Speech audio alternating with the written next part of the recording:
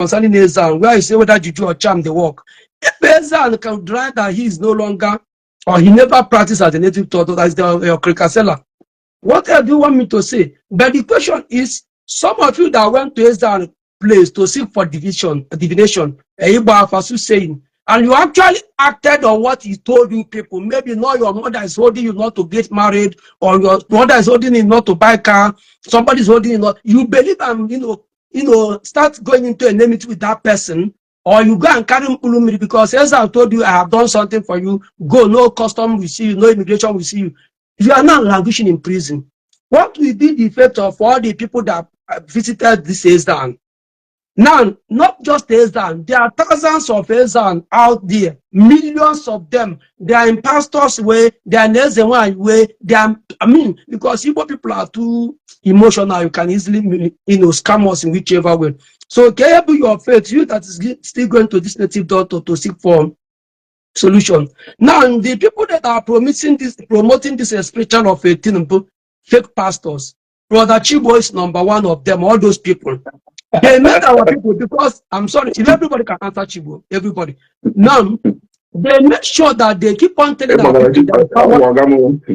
They keep on making people to believe there is power in such a place, so that you will always run back to them. Because if they tell you that this thing they are doing is wayo, there is no power there, you will not feel relaxed. Do you understand what I mean? Just for example, if you are driving now, and I won't say God forbid it can happen, it happened to me.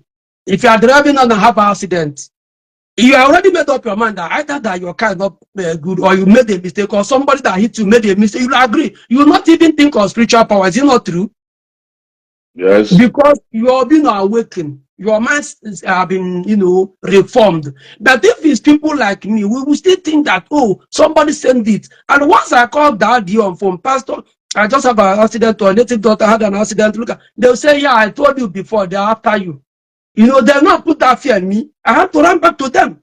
But if I know that, no, this thing can happen to everybody, it happen in Germany, happen in America, all over, but they will try to find out what caused this accident. If it's my fault, I drank or smoked, they will give me a fine or take my license away. So, but in our own, we attribute the problem to Satan or evil spirit or evil uncle. So these are the problems. So these people are the one, because whenever I make some post or come into argument with people about this spiritual of it and all this, you see many of them that claim to be Christian like us, they are the ones that are telling you that this thing says this. Then if you're asking them to show you empirical evidence, where and how can I actually believe that somebody who buy and you carry a knife put into his grave, somebody that buy whichever way, you carry knife and bottle, or say go and buy the person that buy you. Show me anywhere that happened that those people actually, wake up in the night and go and buy those people. Do you understand what I mean? Yes.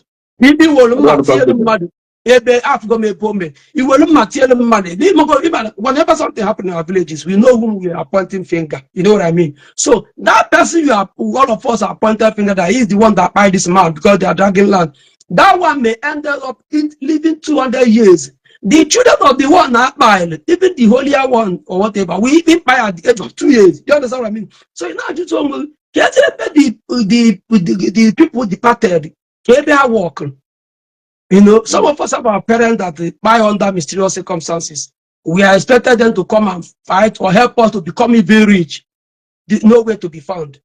So now, why are you believing these people? If you believe one has name was spiritual wife, name was spiritual husband, can you witness it? Name with this person. Each one name will not go back. No man can. Show me the family. Who is that person? They'll tell you, oh, the family is now desolate. Everything is closed up. The business has collapsed. Why do that business collapse? A lot of people, even my business also collapse. Now, they will be mad. I'm so bad. My own collapse. Why I can't give up also? Although Mpambo Joseph Carlo P2P, Nja in favor of the Enugu and came now all for. Mbeba Jammer in J. What they also I mean? Came no blue payment. If you ban island, only each other. Away each other, no island, Nadreba. You have a driver, you have maximum security, you have people that cook food for you. All this, you have AC 24. Yeah. And well, even the buy I got a good talk because someone name someone intelligent. Ibo Emily make a go if a man on another intelligent other friend. And well, even the buy I got a good assinage mother Shiba Alosi. Now most of our na Igbo no mmadụ ga-eji maybe ya na ma o ji dị powerful but enwere ibe na ajụfa mma like it igwọrụ kwuo uche don't support me ma just kwuo obi otu isi matara ma otu ife ilu common sense chi kụziri but the area na-enye m problem bụ kedu ka mmadụ ga-esi kefee mmadụ aka azụ kechie nya ọba kechie nya ọnụ nie nya na ana kpụdi ya aja onye anwa ọ bịazi alụdo osisi n'elu ya si na spirit onye anwa abago injustice. Enwe ndị bụ mmadụ somewhere bịakwa na nke ya ọ bịazie gọbara ọfọ onye ogbu egbu ka ide egbuo ndị a ka isi fu this story just gaa n'iru ya bụrụ na iko na ideology ya bụrụ nke gị ọ bụrụ na ya enwe correction. No, it's good that this program is free name. People don't really know the impact of this program because open name will do program like 100 years ago. All these lies I buy out that I could remember those days. I grew up in village. And in our village. Sometimes I am mother can but they have to move. So but then sometimes but I couldn't remember my father telling you that now no na-enyere mmadụ ịba ya nwekasị na enwe nwaada emegidere emegide lora na-emejọrọ maybe ịmagụ nwaada tụrụ ime ma achụpịa ịmagụ all those stuff they are trying to appease the whatever about that person, not that na-enyere mmadụ. My father haven't told me that. Of course, I do follow my daddy to Alosi that those days to different native doctors to Alosi. I know how all those things work. They never so maybe they must have done it in ignorance, if at all, because anything that your father, any good father now pass message to him here, or chat to him, go pass part to him, he just like he hand over generational something of what go. Like some things your father, almost some things to the secret to waking up now, no, this family one now, no, a kind of family that just wipe out. You cannot inherit their property. So your father will tell you those things based on what he had from his own father. Or pass here, or one of 9 years on where the secret. That's why in the feeling Hana Bob will make a more president Chichako, Wolumwe T, more pastor, make a church in Kojawing, or Wolumwe, make then the continue pastor. So, in other words, what my father got I don't think that because open the yamele so why I like it. So all those things are made theory. It's only kita keje buga lucian book test skeleton because up na he like that. It that a by man the mad. As I mean the mad, let them know go kita. Momu aka mari be atolu nike.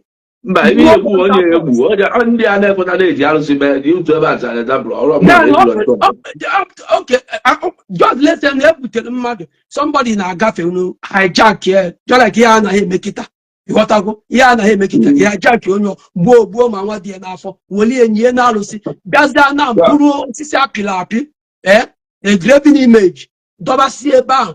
May whatever I can call, say, this I will protect my people, do this, I fight for my battle.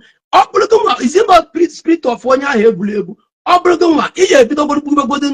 That thing, if I turn in with power to do that. Yes.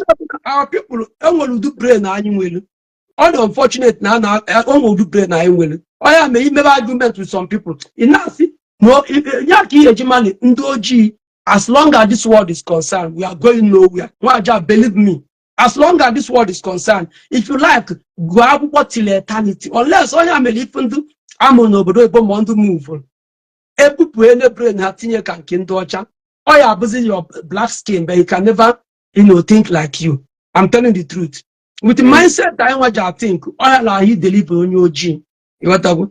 He put in those because he never put on those in he put in I ebe fara onye nye ọgwụ na mbe ndị polisi gbagbuo onye ego jere iru ori ijekwa the same native doctor kwa after killing the 5 jori agbagbuo 4 5 of you went to robbery 4 gone down or 3 with their juju, then you still went back to the same native doctor either to thank him or to tell him to do more powerful charm to protect you. It means that something is wrong with you. I blame the government.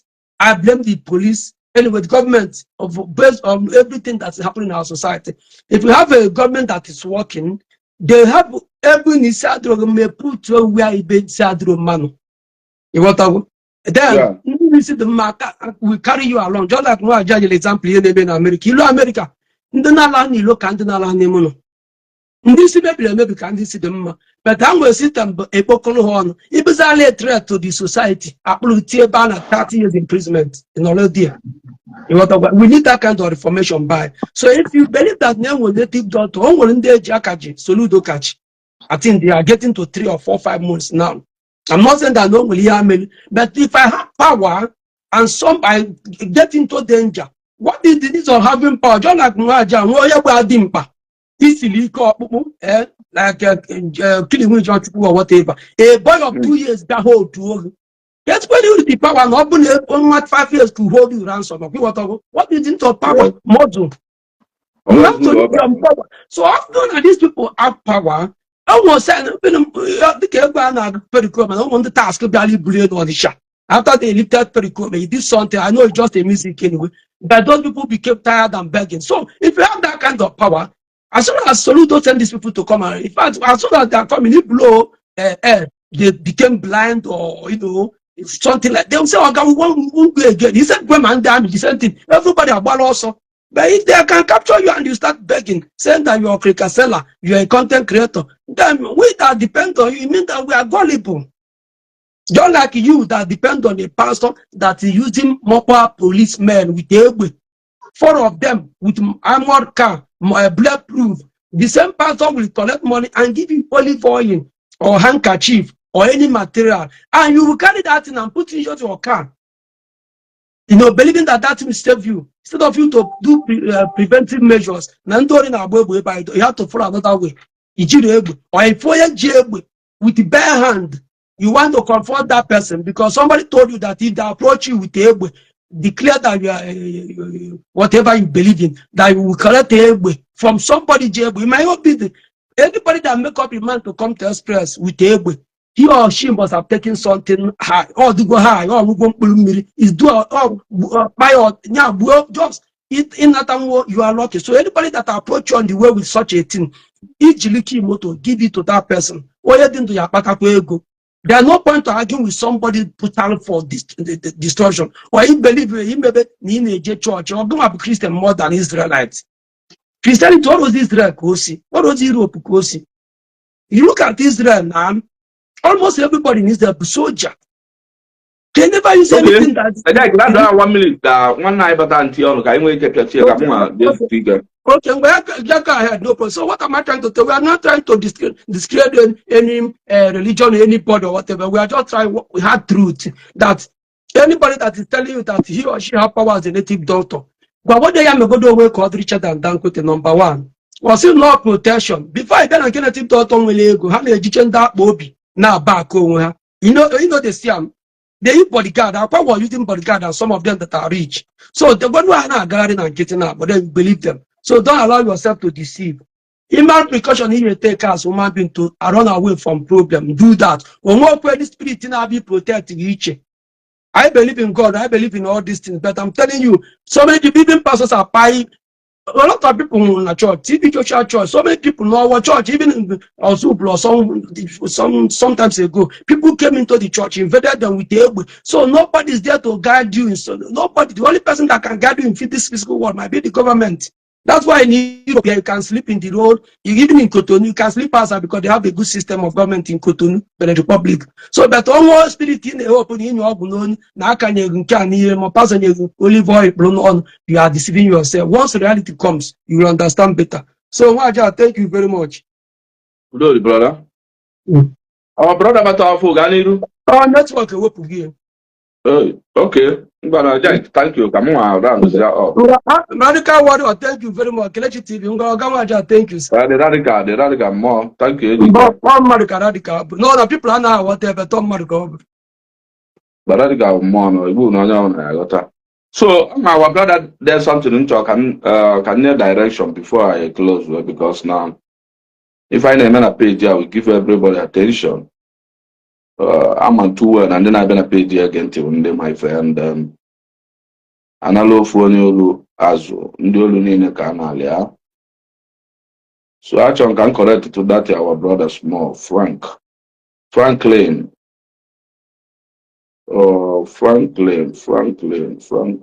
ife ndị mmadụ na-ede na ife a na-ajụ mpụ ọjọọ. Franklin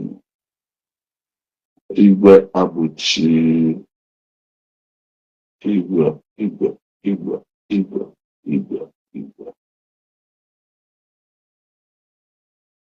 anya little correction for the okay ka m bulu ụzọ nke Igwe nke m bụzi ụzọ fụna abụ.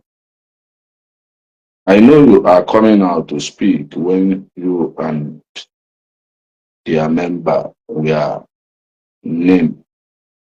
When you and their member where your name is JPAC, you never tell him the truth when he's supporting I was getting a couple what concerns JPAC concerns what we are discussing here. When he's supporting the evil, call him my brother. These things you are doing is not good. You never say it. You call yourself a man who stands on the truth. You never condemn the evil where the Carlo is doing in Igbo land. Hey, imagine if a man could be called. I would just but you want to pay for a place. Which evil can land the canon in Igbo land? I don't understand your people. To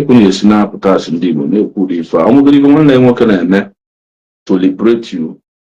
I must say, I'm more someone where my different view about Biafra struggling, but that does not mean na Mamamfo, the good legacy cannot create on an Igbo.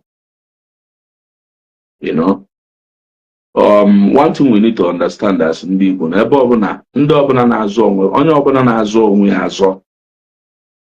aga na-enwelele obstacle.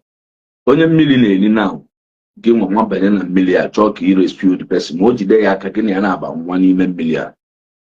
That's why na-enwe professionals, divers na-eje azọpụta onye mmiri na-eli ọ bụrụ onye ọbụla ya eji ya. A lot of people are buying like this. So na ọrụ ka ya na-achọ ịnwụ na swimming pool ịnwa aga na ịnwa egwu mmiri ihe oduru anya o siri ana n'iru jide ya aka gịnị ya ngwo because imam swim nwụzi. That's why professionals, Biafra Ghana, sinners will push where up. Oh, to according to this private Biafra struggling, like this our brother, you have the chief for they are not happy with that. But only have an opinion to give. We need to sometimes and one year name or this so perfect need for on him. On well a born at them. But because na people who are around and they go much and they are going to work and then something. But give an honor around, they tactical enough to be seen the good side. Don't always capitalize on the error and we go on the thing. You capitalize only on the error. The good side you man for the young women, you man for ya. So forgive me if I say the man of Bell here one day condemn why even and the can name and Igbo. Can you buy chief to start with? I can like all of this our brother here, but I can marry the map of when I can. No, only have good metal light in the Maloney we keep down well who will make it was Biafra. I was to the Bible, sit on with the or get to the point, John. Now, yes, and with some loopholes and with some areas, even men, but why can't we focus on the area, the good? I the good guy, see back a majority of us who can aside the code. If you watch me tactically or sensibly, you find out that I may belong to organization. Reason Buna, on different opinion there. Organization is something you're supposed to create and where one understanding. Man, most organizations they buy they create, and on with different opinion, on what I the cheap opinion in, on what I or the right thing, or the truth, or what will lead the organization to a better place. And when they are with bad motive, where different now motive to them on an organization and don't talk or get or never that one man squad. Sometimes I don't like a mail, but I will suggest it and leave it. Man, when they suggest self to far, email for from the team. So if obodo na America today a na-enwe issue, enwere obodo nọ n'ụwa another enwe issue.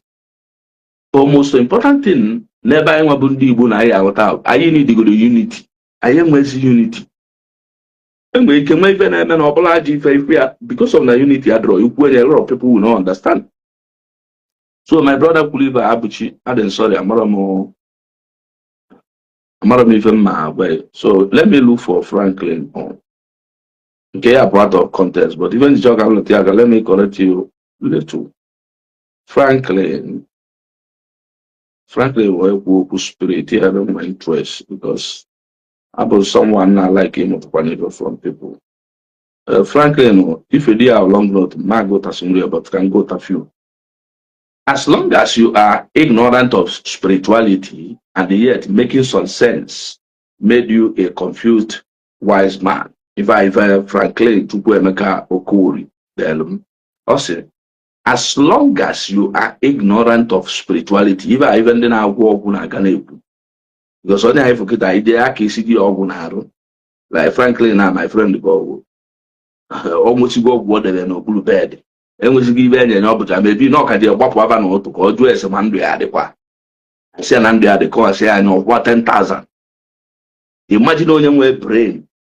Ite to je will 10,000 young mad sick or do a sendo, or near corner do a sendo. Ucheli jung rondo a jung wrong a sendo.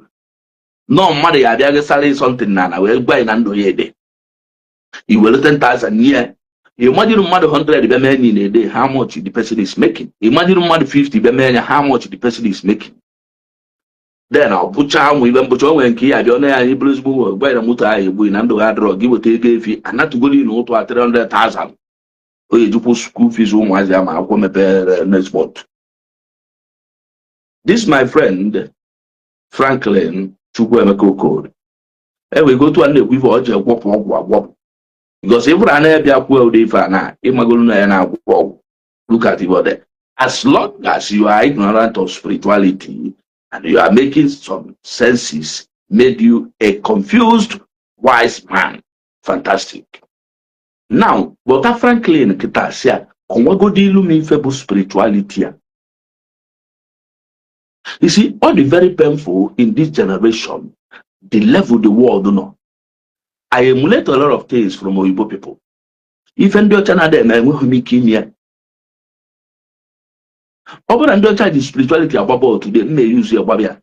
Over about gambling today may use your babia. Over where single thing, even the better than a mother from the check of the baby. And when even you tell a man or wife that they will my group, blood or let us pray. I hope them before one will go for your one.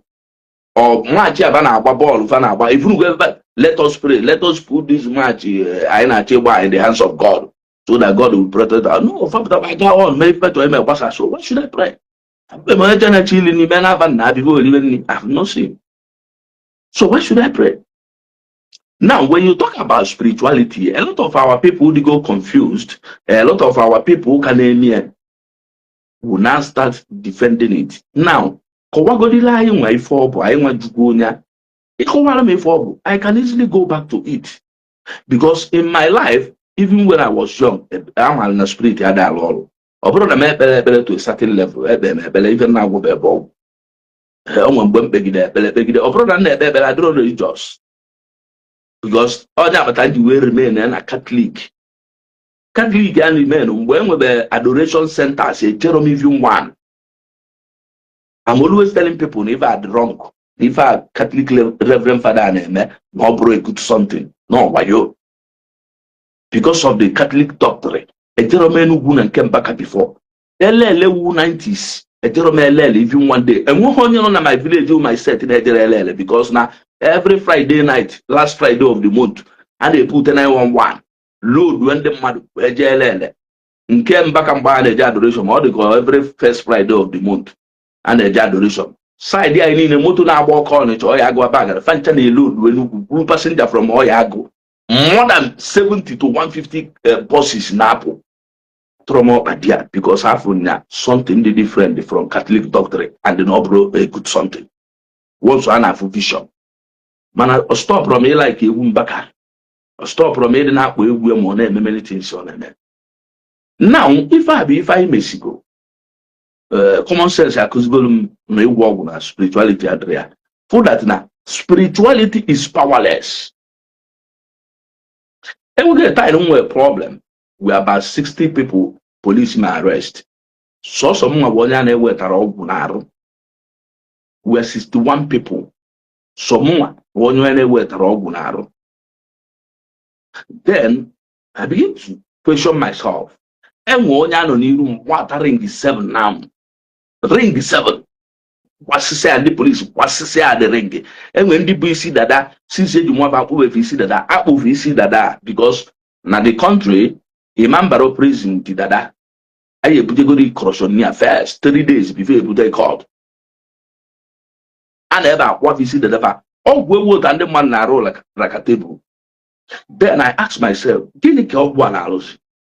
I don't even do a for win or pull on a care room or on a inside prison. So, how I'm folding different clay na copia. Oh, the fact na like challenge. Where na spirituality. And may expect if there is one day, why that we go to camera can come with spirit here in the coma so that people will listen. I believe who need to be so money bank where our mama say no. My intelligence is the can knock or whatever. Oh, I can higher than mine. I can't acknowledge yours. Man, you have to call on spirituality day. Na spirituality day. If there any evidence you with that for me to agree. Oh no, the keep that I say my nya bia ke unu je me ko ta nwoke na nwaanyị no ya atu ya uto. O ya ma ụla. Enwere nwaanyị ya agbu ya ne ya anya o ya slave anu ofia. Ima ngbo nwuro nwaanyị kita ya bia ka ije ga gị agbu ose. Na de ya tokwa ya uto. O mo kwa na atu uto. O nwaanyị ya after ya so nya arụ na draw. Man, he convinced enya la de reality. I'm living ya to enya before panty ya we po brazia po. Oh, to akande. You must convince me before I will agree with you. Oh, to a panty man, you know mo brazio de. Oh, to akande. You may keep also I will ask you man put a say biaki de pia panty akita. Ginia ye wen so. Oh, to akanuma de. So what do I want spirituality, Franklin? I really want you to explain something Zikoro, just whatever you want tangible evidence to convince me na spirituality the powerful, but na spirituality na role. One wouldn't so much no uchi nanya no to a the blind nanya anya jafuzu de na go obufuru isi. Muna ina abụ na social media ifugo ndị egbu na ndị egbu mma ina abụ na social media kịta ifugo ndị dibia emel arrest na agwọrọ ndị mmadụ ọgwụ since 3 months 4 months facha aka under police custody. Spirit emero n'ife omeko. You are still promoting ife na da alụ ọlụ. You are still trying to promote spirituality the powerless. Something gonna help your life in this world in the next 200 years. Even though there men fire. Again, I want you to know. Kebo yeli digito. Just to go to me for yeli. You know, whenever I see the idea America kita, idea America spiritually. Can even spirituality may is not the powerful. Mona telling people to stop thinking about spirituality is very wrong. Can even me go liars in the war. Ono reba na mmadụ ya no nwunye ipulu ime kita ipata nwunye ye pulu afọ ime idu onye si no spirit ya tulu ime atulu the power of spirit imam kweta ya shepo nwoke to anyị ma tiri etuna gị.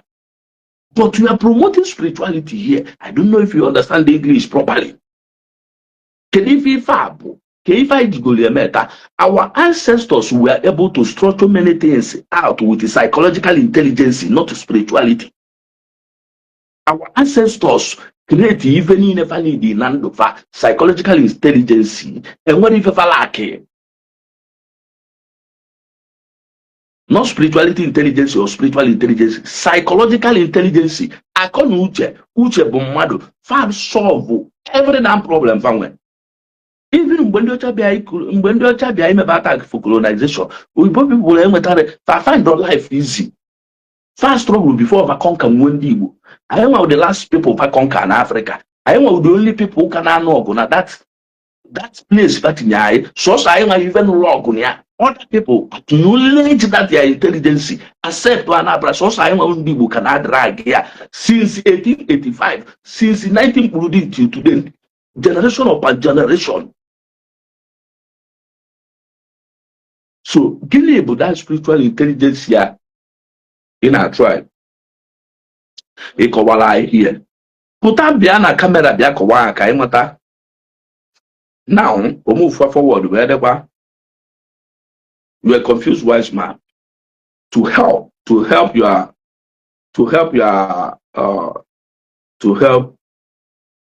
you. Okay, to help you. I understand your point, but you are not very true. You probably disagree with me totally, or agree to a certain level. Now, there is spirituality 100%. Franklin, put a camera one day. Because this is an opportunity for you to lecture people. Pay GMN and I internet na ime na obro some balance ebe akwụsị okwu mpịanyụ kamera mpụa ama albetu meste okwu ndị mmadụ ala ọbụ ọkwa m ka ndị ọzọ mana ibe ji eme ka ọ dị free ịchọ ikwu ihe eji ihe ma gbasara m even if I'm selling long life and prosperity today ama nnọọ nwe ndị a na like them. So let us liberate ourselves. Ọ bụrụ adịgo liberated adịrọ m ya eme ọnụ adịgo liberated enweghị any problem in this world. Enwere situation for one n'ụwa mara mara ibe mmemme to survive. I got that stage. But what of other people? Other because now easy today, and things people can offer like within the money they can every can business walk maybe is not at while in concentrate or if focus or make that business work. In on a better more general walk, even a while down and walk. I'm there thinking, okay, if I hear make a decent walk, ne whip that says I do me. Man, I can post spirit. If we cannot conjure, he will spiritual for main possibility in the business called the possible from the aqua. Impossible enough is no to visit on even to put our mother and look at the stage people cannot in this world.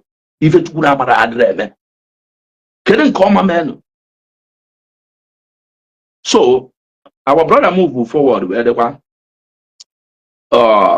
There is spirituality 100%.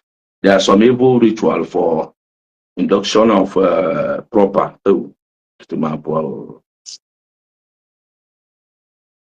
Franklin, if I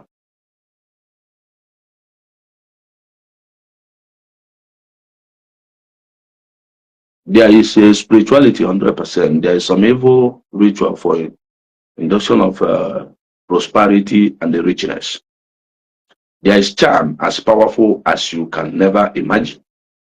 People can really disappear and not to be harmed by physical weapons. Imagine even mother, frankly, I don't like the place. So even though there were over 3 million people now in Biafra. In one night, you see why the money are full. In even one night, there is charm as powerful as you can never imagine. People can really disappear and not be harmed by physical weapon. I will be an when I Biafra were wire with 3 years and a half. Disappear. It will put at their level of education, exposure, civilization, it can on a social media. It could zero if I have only people with it.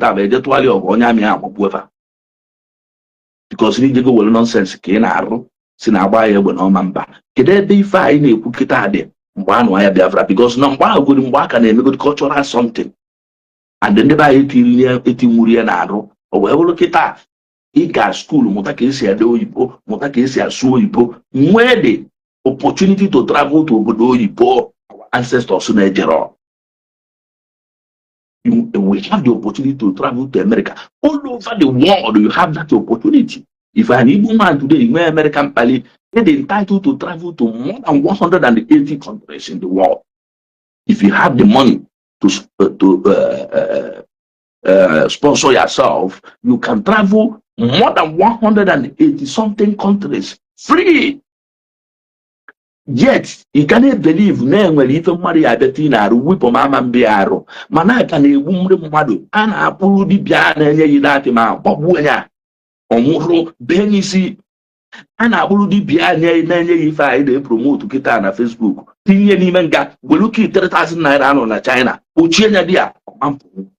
But you sit even with their level of education wee na-ekwu ife atụ ndị mmadụ ịkpọta ụmụazị kịta na ife aka ya akụziri fa na-enwelu. Look at if they hear my brother, there is charm as powerful as you can never imagine. People can really disappear. Mmadụ na-disappear where ndị dibịa wee nọ n'ime nga fe disappear nwụrụ onwego onye ịnụ in the historical context of Igbo race no disappear somewhere. Just Chineke ọ na-ewute. Illiteracy is not our problem. The problem is ignorance. Of illiteracy, our problem, I know a lot of illiterate folks in Igbo land today, yet things are not functioning. Illiteracy is not our problem. And we're plenty illiterate folks in Igbo land today, yet the people are blind. Yet people brains are not functioning. And where is education for in Africa? The only part of Africa you can see education a bit in South Africa. Because Nandiocha Bita Akeba dominate ever. Chilakaba has ever by the South Africa, what the one day can have social media, they say if I name and Suzuka is on Facebook, this is culture and a men's so. Yet if I feel not wrong. 8 years can I do the one? I got 44 no with them on having I'll find out on social media on Anani. People can not be when I'm Marika, no more money I would disappear. No more work that I'm going to go to America, they're drawn by them Zolona Tiaz. I'm going to do the America cave in a we draw possible. Such a thing I draw. Only our ancestors will use those things. Mbano Biafra. But if find out in the end of the video, if you do Osisi Osisi na mma ka ebe ndị dibịa niile anọ ndị a na-agwọ ọgwụ anyị ngwa ka a na-eme n'ife a na-eme omenala ọ bụrụ kịta. So you find out na ibe adịrọ no ife ejigbu ndị mmadụ wayo ọnọdụ ka pasonal si na odesi ya nye ya odesi oyi ka ite na-arụ na o nwere ife ya eme o ji polisi aga ebe ọ bụla ọ na-eje polisi na-aga ide ya nyanwa na-elesi oyi the same wayo and the Christian the proud of ịdị na-agba na datin na-alụ ọrụ mana nyanwa na-eli ada ehi ya ọnọdụ ka pasonal elesi ndị mmadụ wee pụrọ oje somwe mụpụ eju mana ndị na-eso ya na-agba na ya nala onye ori egbe nalụ mmadụ egbe n'ukwu bụ AK-47 ịpụ agbagbu. Last 3 months one of their members was spied in South Africa. We share this here kịta ka ebe ọ nọ all because of the divide.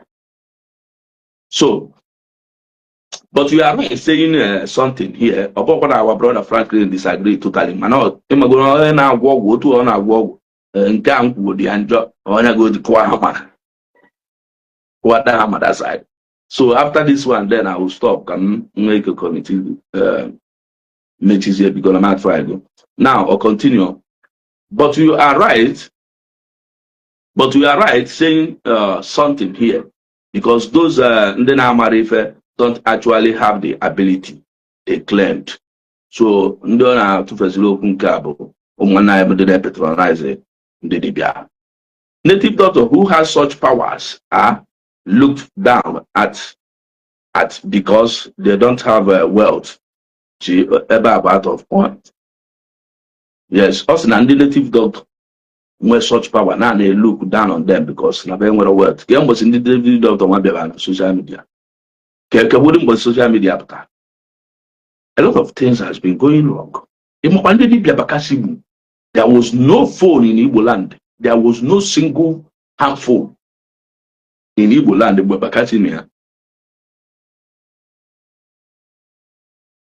Phone after going Bakasi all 2000 now or 2001. I think phone but in Nigeria in 2002. Okay, let's say no few people. They use phone na Igbo Bakasi. Imalo ndi pioneer Bakasi pa na Igbo. Bakasi bata na Igbo I think 2001. Kaba bata Onitsha. I was in Onitsha the first day Papa to Onitsha. The man did be on a pie all along go fan on Onitsha.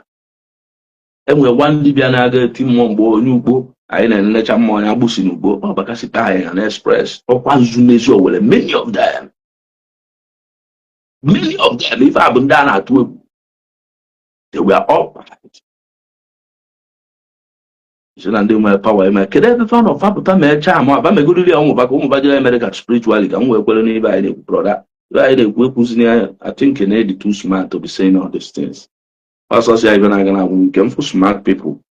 Now I gonna put my post and you have been following me here all along. But let me go film proceed. If somebody they put more evidence, you could say, "Oh, yeah, someone at the matter." Because a lot of people come to social media to talk if I any defend the way you about where we were, but why you say you going to followers, you don't care. No, it's not about having followers. Giving a need to the people, you know. If somebody here do like what even who here you to ever manage evidence. I'm saying no what at all. I have evidence to give you. I'm saying that spirituality, totally table spirit the powerless. And when you take a spirit the powerless in war.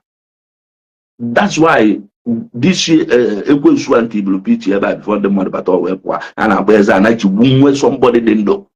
Well, ya dọba ọ na-elu na bọnk ya o were ọgwụ tinye na-arụ spirit nwaanyị emenwure ị na-afụkwu ya n'anya ya kịta anyị ka dị ndụ nwa opportunity to talk and write ị ka na-ebelieve gwa na spirit na-arụ ọrụ ọ tiri mgbe o meelụ gị nwa nọrụ jụọ onwe spirit ndị mmadụ na-ekinapụ mmadụ gbuo onye a oke this boy na-ele fis magnet ya na ndị gburu ya kịta spirit ya ejewu revenge so ị na-ekwu na spirit dị powerful n'onwe ebe ọ na-eme kedu ife ọ na-alụ.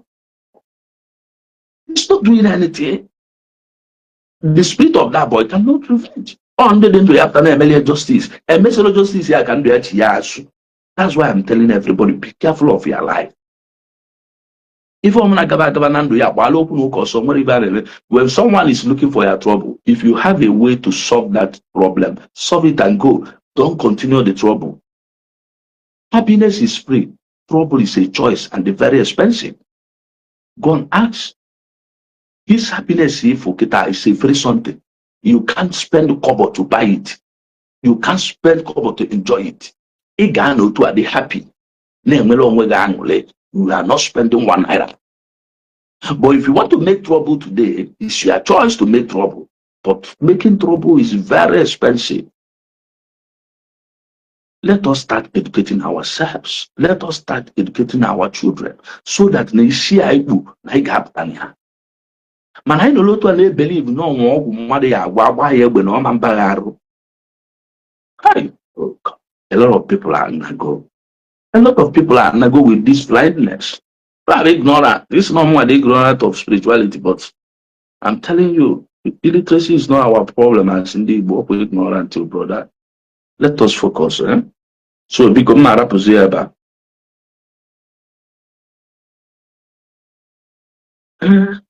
Create gave single Frank my man, although so 7 money I can wish but this spirituality of a thing. One thing to notice you know on a watch a lot below or there the zook man on a watch a lot below. But I'm not to put an ebana war up totally. Indian spirituality. Oh, we go up on a Sabian teacher go below well one product near said Jim may go live for 1 year. Don't pray. Don't pray. We give him a business. Come. Don't pray even one day. He put in Nigeria. You must have something. They travel to America every day. They want to be distributor of everything. They are the family go. They are still fighting every day. You guys are not sitting on social media to emulate that lifestyle of ours. Every blessed day, Father Germany, Father Europe, Father UK, Father Canada, Father Australia, or vacation for business. They still want to distribute more things.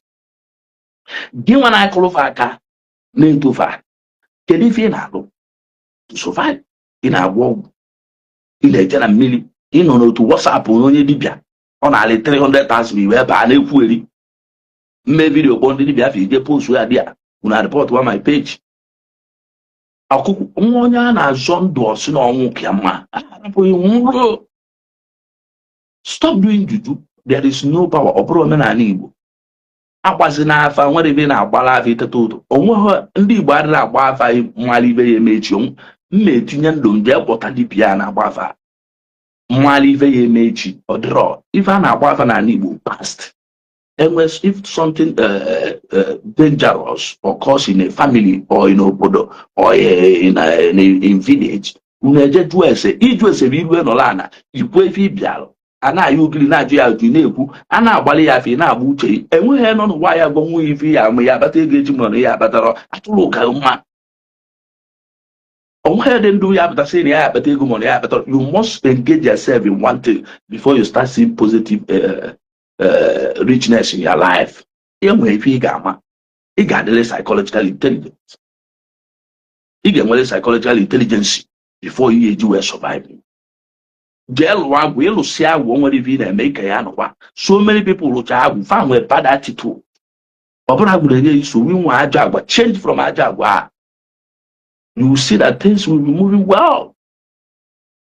Ife niile abụrụ culture. Enwere ebe a na-agba akara oweri a na-ekele ndị mmadụ n'ala Igbo ene ya sị na ọsa aka agba ka ekele ya ọsa aka ma ọ ka ekele ya akara oweri ma ọ niile ezu ori ya sị ka ekee ya aka. Ọ bụrụ culture ka ọ bụ nke o ji abụ tradition. Culture bụ something na onye ọbụla na-eme. So ọ bụrụ na ike mmadụ aka ịlụ agwụ ma ike mmadụ akara oweri Igbo culture onye ọbụla amụ n'ala Igbo eke ya aka ma alụalụ ya agwụ. Ọ bụrụ culture ka ọ bụ mana onye na-enere anya fụ na mmadụ adịrị n'ime na inwere uche asị ka alụalụ ya agwụ na inwere uche a na-alụrụ ya gwa arụ ka ha wee dụọ intelligence ya. No. Ọ ka anya wee nwanyị n'ala. Ọ bụrụ onye ọbụla ka a na-eme nso ọ bụrụ culture. Ife bụ culture ife a na-emere onye ọbụla like ịba nwa afa, igbu ewu nna nwaanyị, ime ego n'isi nwaanyị. Culture ka ọ nwaanyị Igbo na ya anụ dị eme ya. Ọ bụrụ onye Igbo na-amụta ka alụrụ agwụ. So stop coming on social media teaching people no Igbo culture. No. Ọ bụrụ onye Igbo na ka eke akara na-ezu ori anyị ncha na-ezu ori. Ọ bụrụ onye Igbo na akara ori enwe enye ya 1 million naira kịta ọ baa n'ime ahịa ori kpọọ ya were ya chụọ je buo ndị ashawo ego agwụ apụtasị na akara ori n'ọsọ aka ka ekele ọsọ aka. Ikesịrị ya ọkwụsị because you need to give that person orientation. Onye mere ndị ọcha bụ emebasị take the person to rehab.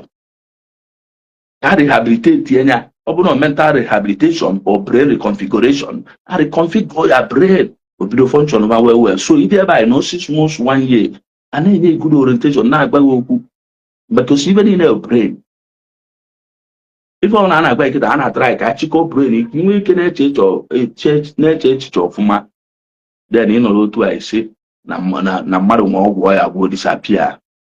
Mana inugo ndị dibịa niile egwu n'ala Igbo nwere disappear bụ ndị aka ji eji nwe onye mmụọ na-enye ndị bịa dị akụkọ aka one day. They still believe in that thing.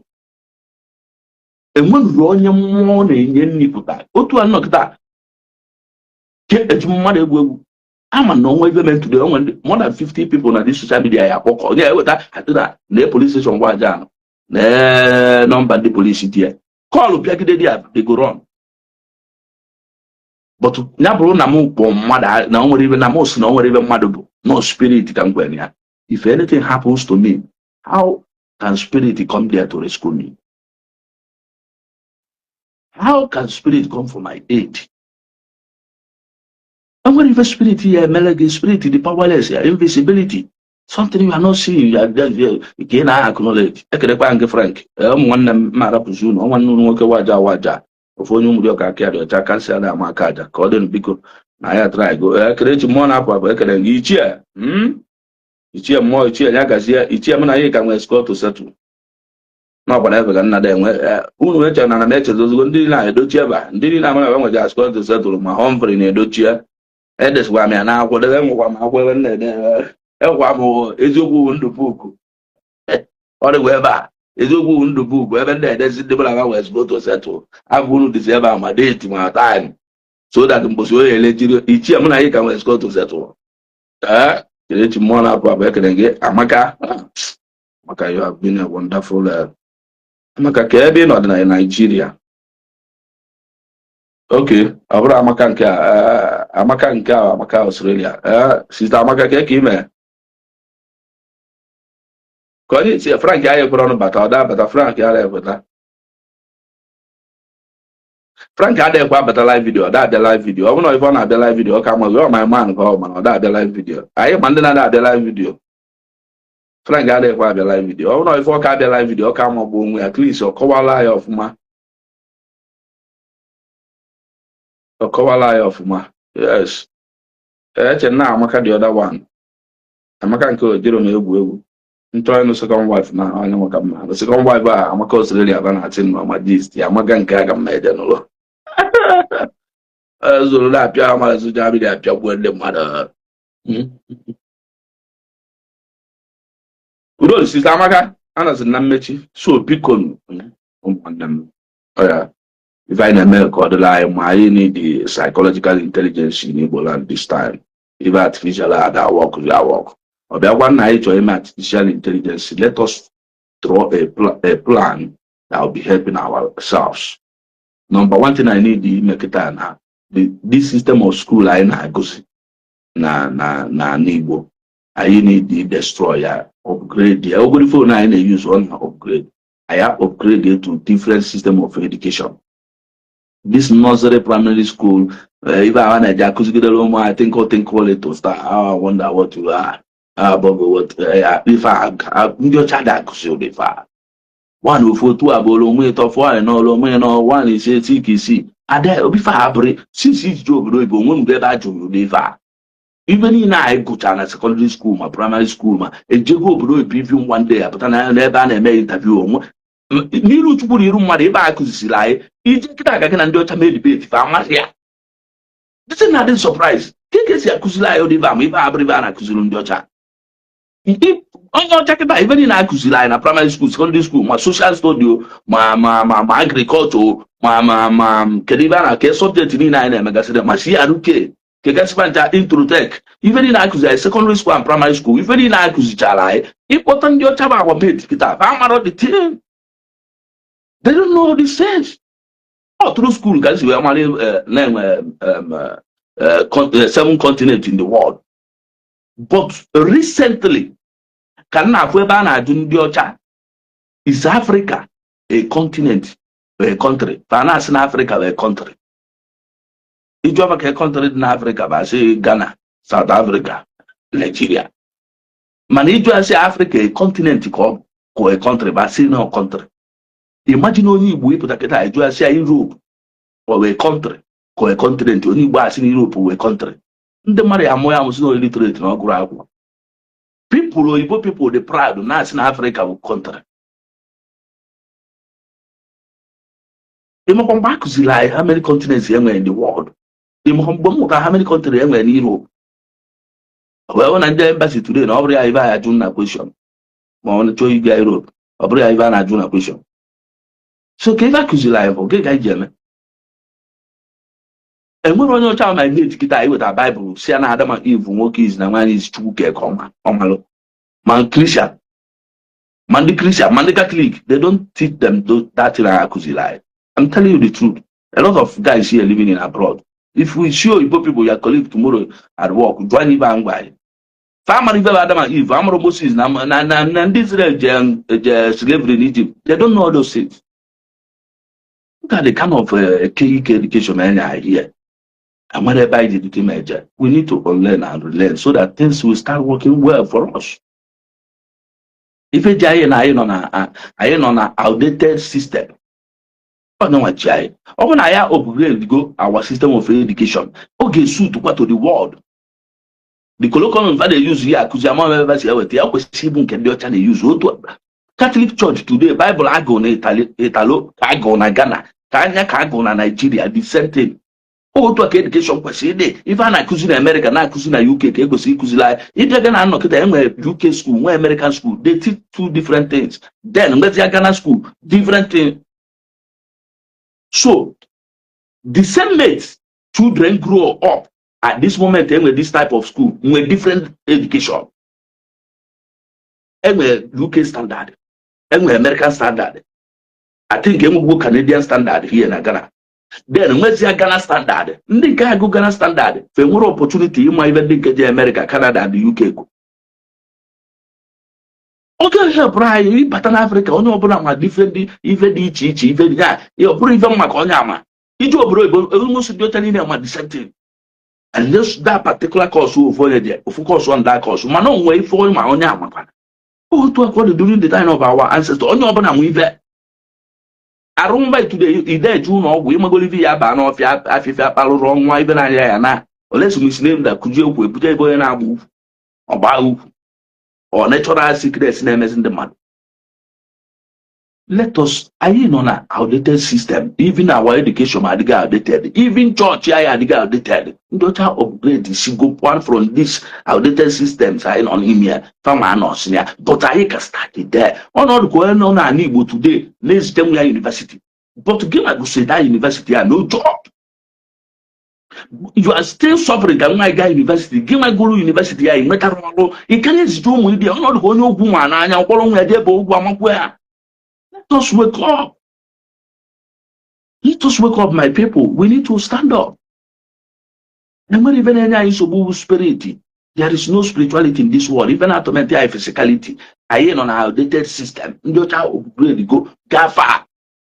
School and I go to UK, I say I go to Nigeria because no one introduce this foreign education to us. The colloquial value use there, if I proceed, they use here. How on earth can I consider man to start? How on earth get the America? I go a poem in America. Well, obviously, but in America, go a poem now. And you must have skill. Get it, Jai. A person only go upon ya no that can I change it is the university. Who open an Igbo? Who open? And the 100% go now, 10% will survive, and the 90% can over those who are over on Aboba, for the only day school for 24 years. So let us change. In Ghana, ego driving in the ego. On the ego. Man, can school get out of fufu na buy get or the standard as not driving school. Joe, but you look Ghana, common Ghana here, driving school everywhere. People na go see primary school, go secondary school na Ghana, J driving school, make graduation party as a driver, a man employed in a big company now where big salary. Na Ghana no. It's not much needed in the University of Ghana. And my level of institution na Ghana here, and then a career again, found with catering school, found with computer school, found with driving school, found with football school. So many institutions. They got primary school, secondary school, Ijenya, Ibule graduate in Ghana. No, I'm not telling you about Obro. Call and ask. You go to school, driving school, you make graduation. Each one there found where Kevana Bonka, Kevana Bear, like Umanya and Missy. I'm a academy Vana Bear, not my amware. Umwan dinner Macy, Mandina Babbing, it took the Babbing school, or the here. Eh, or go be Monaqua. Can even a man anybody no let's say better now was all one if we graduate but I can't go can about school for my own and roll. Can the manager of go he just spent 24 years going university can I call can you Mokana University? Oh no, but university will graduate with see Fuzo, Malona, Belada roll, no Guada. You need to know that on appetite you spend there 24 years to educate your brain. So after all this education sufferness, you still sit on social media now when the man no gonna roll. Then get the university for the Ghana to na try meet European standard. Open a Nigerian government, we are capable of doing that in Igbo land. So sign on Igbo alone no all over the world. The idea we say alone let us use it and put all these things. Come on 5 years now. What millionaires are Igbo. Within the 10 years, Russia, in a move from an Igbo, but Spain, you are speaking Spanish to a Spanish person. You are going to UK, UK English, or uploading Kainas. Not correct UK English, or Canadian English, or American English. Nakaya Kuzili, Nasua.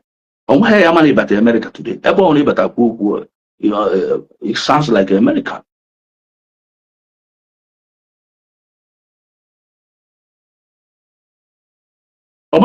Scandinavian country. I don't want language about start as soon as Sweden, Denmark, Finland, and Norway.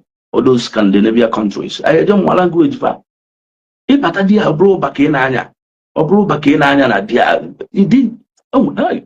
Oh, psychological intelligence amaka. He got on a buy, educate yourself, if not Finland, improve a kind of they make it go. Hey, you are speaking their language. Language is a barrier. Jebakwa school. Oh God. Jebakwa school. Tawakwa. If I pursue me here. So, but what do you mean? I image even put ourselves in place before traveling. You know, if you cannot learn better. You cannot learn walk on the job. But Luton, I had not prepared. I am communicating na Ghana here because they understand English. I have lived in this country for many years. I don't know Ghana language. Abroad is in Brana Mamma for, abroad is in Quasiana Mamma for, is in Jimmy Jimmy Mamma for, but on wave I was going on at our obodo. Whom has important time obodo and at our obodo, but no here, no, or even in a Ghana. Namanda no abroad of Moro, Mane was in a Mau Baba no obodo, but due to make put to interest. I may stay here sometimes 2 weeks, man no here, Mamma, or can on a social media and the man Nama, Mampua. If any time go Ghana, one home going to go Ghana 6 months or even 4 months, must surely travel. But we are doing well here because we can communicate with the Ghanaians in English, what of French, what of Portuguese, what of Spanish, what of German, what of Italian. We need all those languages in Igbo to understand them from by. Come free femen I hear do obodo ibo no bias ke mu ke si amana bai lu na amata is no obodo ibo ni egura jos. Come free femen I hear ni no che ye imu language na bai come here je na ebe na eje midnight well time na go and learn language and I make those courses online also learn when online for 1 year but then ebe godo go imu China apply ya for your visa. If Patagon embassy dey make interview go be if Patagon embassy dey make interview e pụta onye ọcha onye italo na-eme interview ị na-asụrụ ya ala patra ọ na-anụ italo ka ị na-atapụ ala patra sojono ị na-asụ italo sọsọ joy ya adịgodi n'obi n'ihi nọ na Naijiria mụta asụ bebe a bikos ọmagoro na ilu ebe a ebe a ịpụ ebe a ị na ndị italo ya na fa mmadụ ife a na-akọ na isi onye italo kọm ọ ba na illiterate na mmadụ ife ọ na-ekwu onwe. So that's why a lot of our people are rushing to UK, Canada, America. Let with easy language. Can even men I am a role if I have a problem to us, let us upgrade ourselves. Oh, to do just here. Since if I won't buy neither near, can you provide the enabling environment that will help us? Can you find a for? I'm saying the mother business we will see the problem is solved. No, you can't solve a single problem with prayer. If I pay into even back, on what would you plan then one better or around my mother?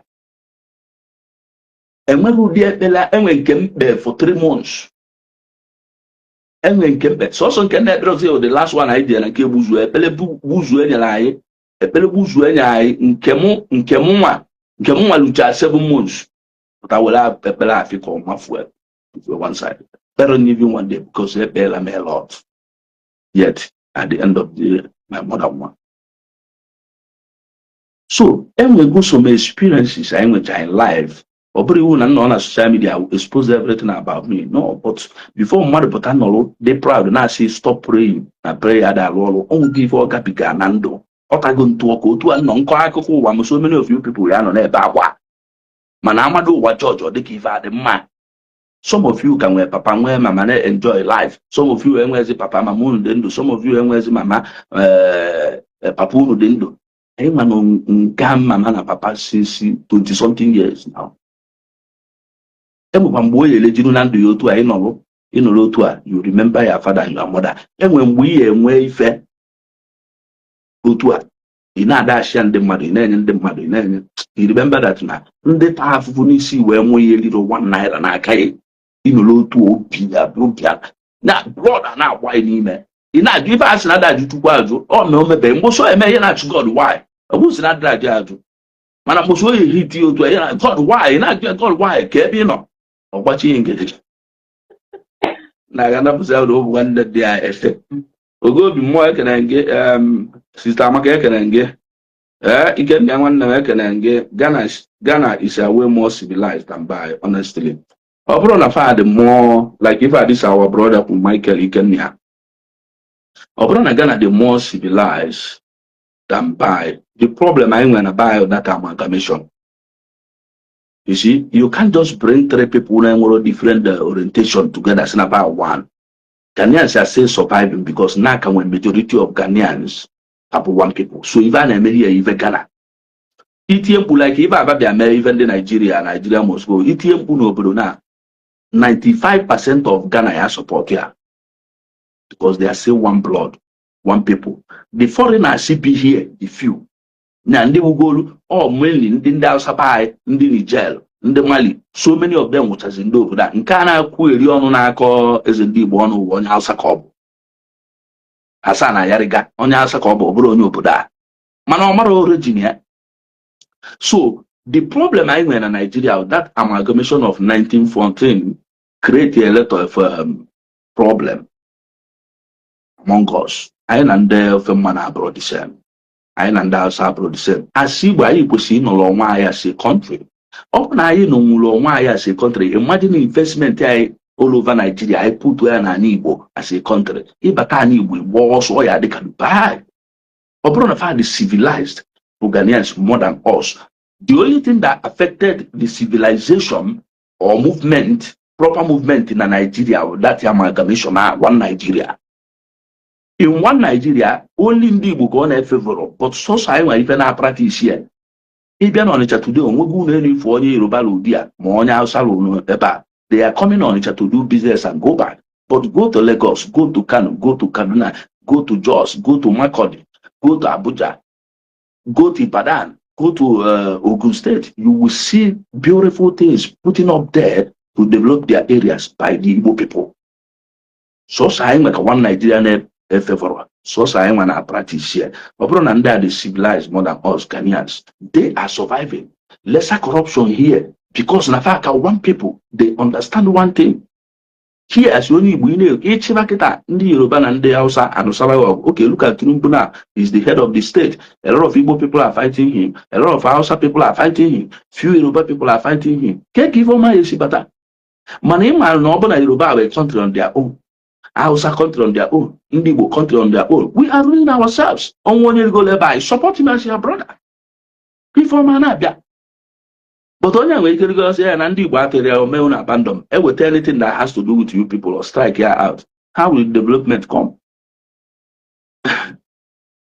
But Ghana is Ghana.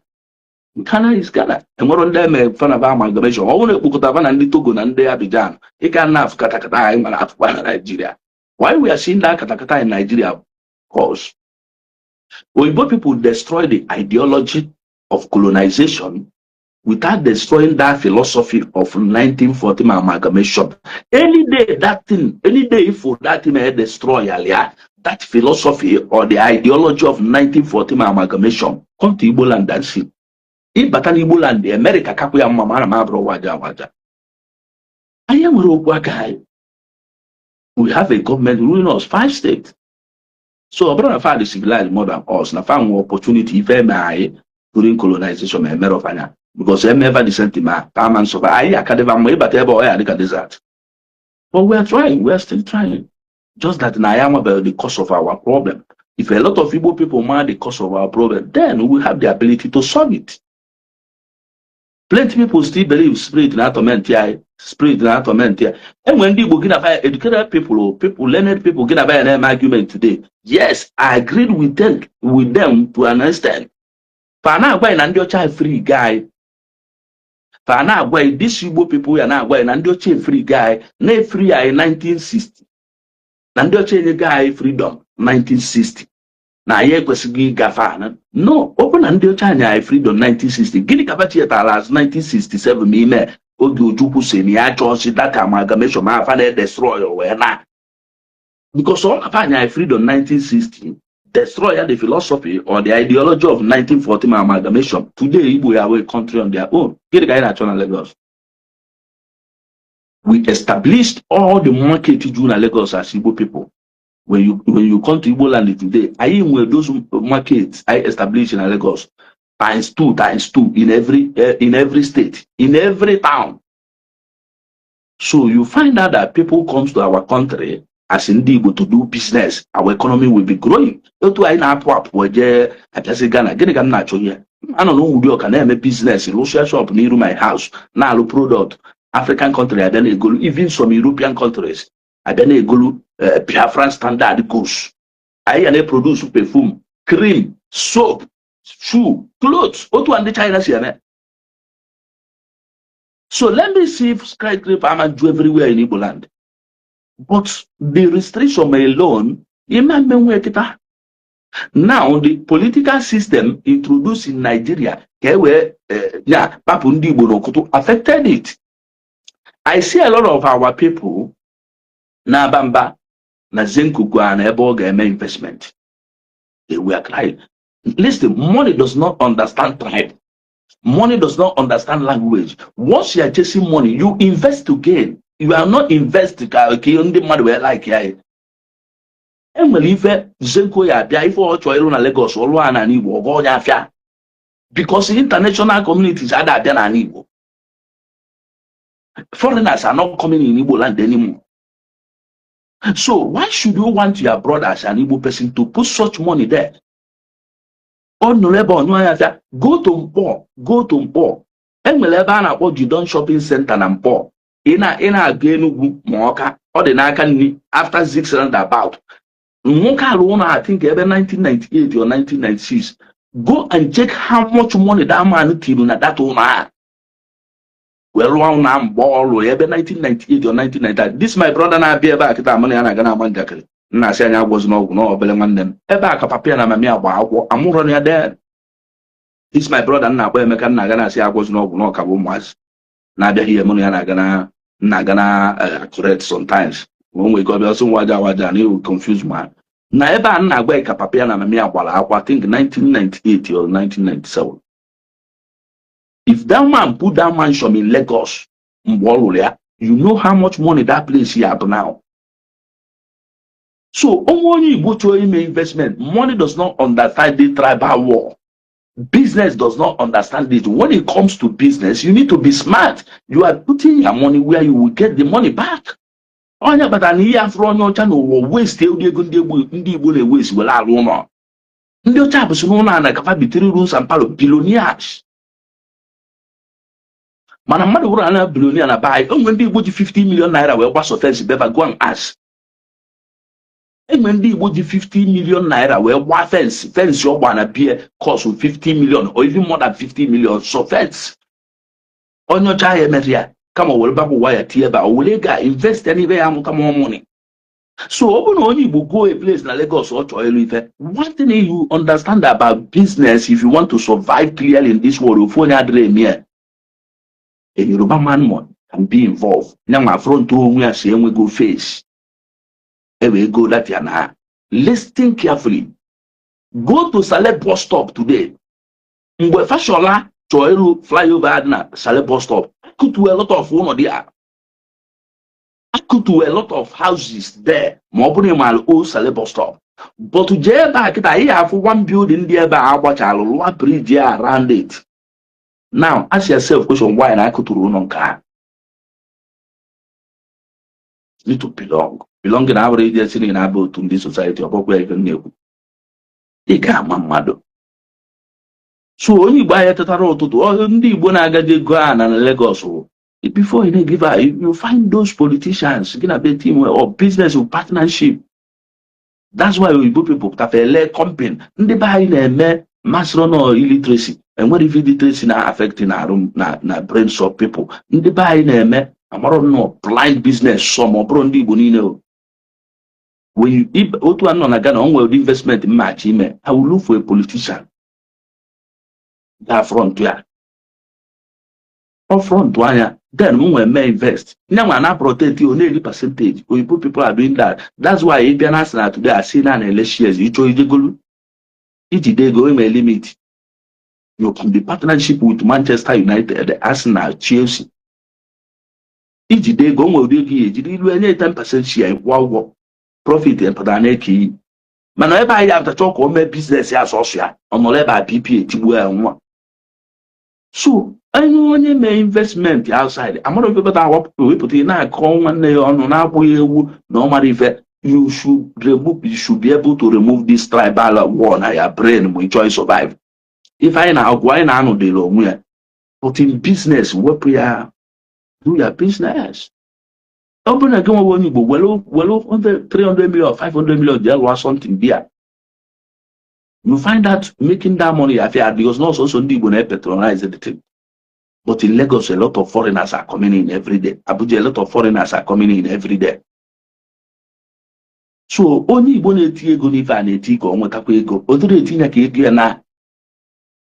So let us be sensible. Let us be sensible. Ọ na-aga na-enecha ibe anyị onwe ndị na-after social media fa na-ekwu okwu, I listen to them, but enwe tactical issue anyị enwe, they will make comment and after this tribal war for a thing. You need that thing. You need it. You need it. Only Igbo nwere right to go anything or go anywhere. Rwanya. Enweghị ife anyị nwebụ ndị Igbo lu today anywhere in the world. Problem anyị ndị ọcha, ọ bụrụ ndị Yoruba na ndị Hausa, enweghị ndị enweghị ndị fab, enweghị ife ba eme nkwụ anyị. Asị na ga-ebute egbe ka anyị na-agbakwa na 5 minutes ba na anyị akpalụ Nigeria. But kpafa aka kịta ndị nwe obodo agwa. Just kpafa aka. So problem anyị abụrụ ndị a, problem anyị ndị ọcha. If we can channel our energy to them, they should come and destroy that ideology of 1940 amalgamation. Tell me why Igbo land they cannot Dubai man. Just one reason. I don't keep church now. Simuwa waja no reason I they move forward. Why entire na? And where be a phone you go anywhere. But one bungo naga na lower product na buy. That time one. If you not control the economy of Igbo, we Igbo.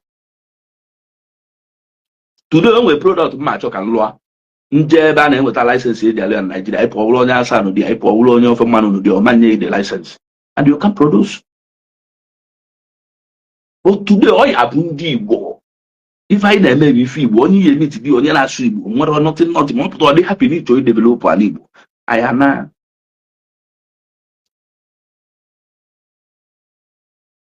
About developing, even the Igbo na-achụ uwe ego, stop using the word developing.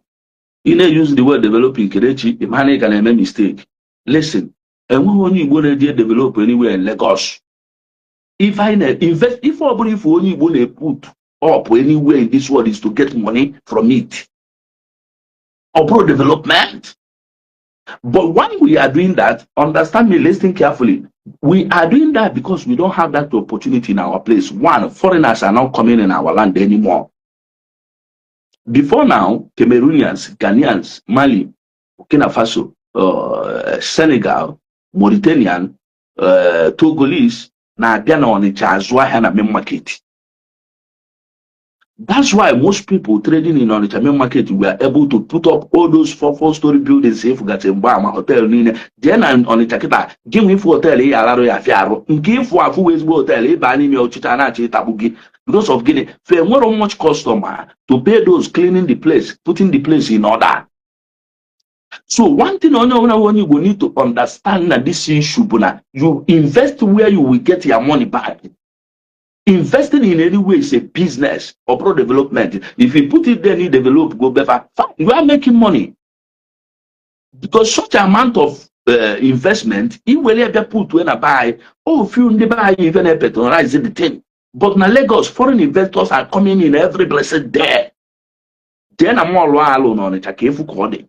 But go to other malls who get in Lagos, who get in Abuja. If has standard in Kirina, the manager and call it now. Who wouldn't see any on each other in the Nellen nearby Namola near no leba maybe. Then on the main market, then no mall. So or a main market Namola no on it. You did go trouser 150,000. Trouser and Elena main market 6,000 naira. That is you can't put it in any and the wrong investment. Foreigners are not coming. You know, foreigners are not coming. Even it's not even before you build anything anywhere in the world. Go to local government, go to authority to check na that place, industrial area or company area or resident. Make sure never for industry. You build your industry anywhere in the world. We are chasing money. Look at Eba and Bina Ghana now, near my house. We are buying land here. Chinese cities here, also. ndị China si ife dịka China bịa ebe a jide ebe a niile goo ma mmiri na-ekpochi mmiri ifefa na-apịa na apartment. Why are they doing that here in Ghana? Foreigners are coming here every blessed day. In Ghana here, flight is a new country at Ghana. Ndị nọ n'ime dị 500, white ya dị 400. 100 people, as maybe few Nigerian, few Ghanaian, Togolese, Abidjan, but 400 passengers no need that flight entering this city no. Throughout. Mwelo cameraman bana beach now necessarily video the boss. So if somebody no bodakwa like the mentality and the buying we sitting here. Ndi Kumasi and Ashanti Kingdom. Femoro million dollar eba kavana to have manufacture ha fade la ha na city a femukuru shop na city a fan on a beva factory investment vana be whereby make investment but fade let their product here but why fe brilliant na eba jele na city fa manufacture about that here be make investment because there femoro international airport femoro seaport so foreigners are not going there but to city and no is disappointing. But if I affiliate, like you said, am I advising Ndibo to keep on to continue developing Lagos and Abuja for business gains while living Igbo land to gain? Why is the Kitana? That amalgamation, 1940 amalgamation, affect go your intelligence. It's already got that even on their individual money, it's not Igbo money. If you understand it, you're daily man. I give an equal that I came but I can show a buffalo or Bogota Lagos.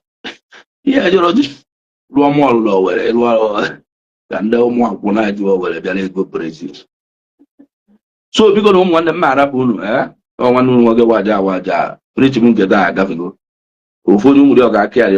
I can say that I'm a Kaja. I am not tribalistic and I will never be. I certainly tribalistic, but we need to understand the truth. Nivana chubu ego.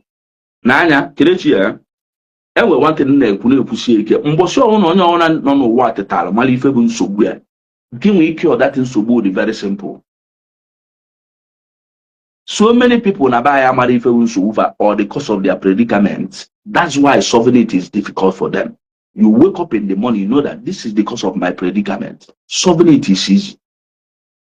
It is not about tribalistic or whatever. The truth remains that now every may pass affect the lie. So that may pass affect the court of foreign investors coming to our land. The court were off. We now, if you invest in Onitsha, as in the Joe Onitsha one day keep one water. Open over na show. Even at the level of India Shawa Juno, beautiful hotels in the Manus in over today. That hotel people are not entering there anymore. In Jalaro Nakita, if they come off one email hotel, 12 o'clock by 1 o'clock. 12 o'clock by 1 generator. Beautiful hotel, nearly 5 years.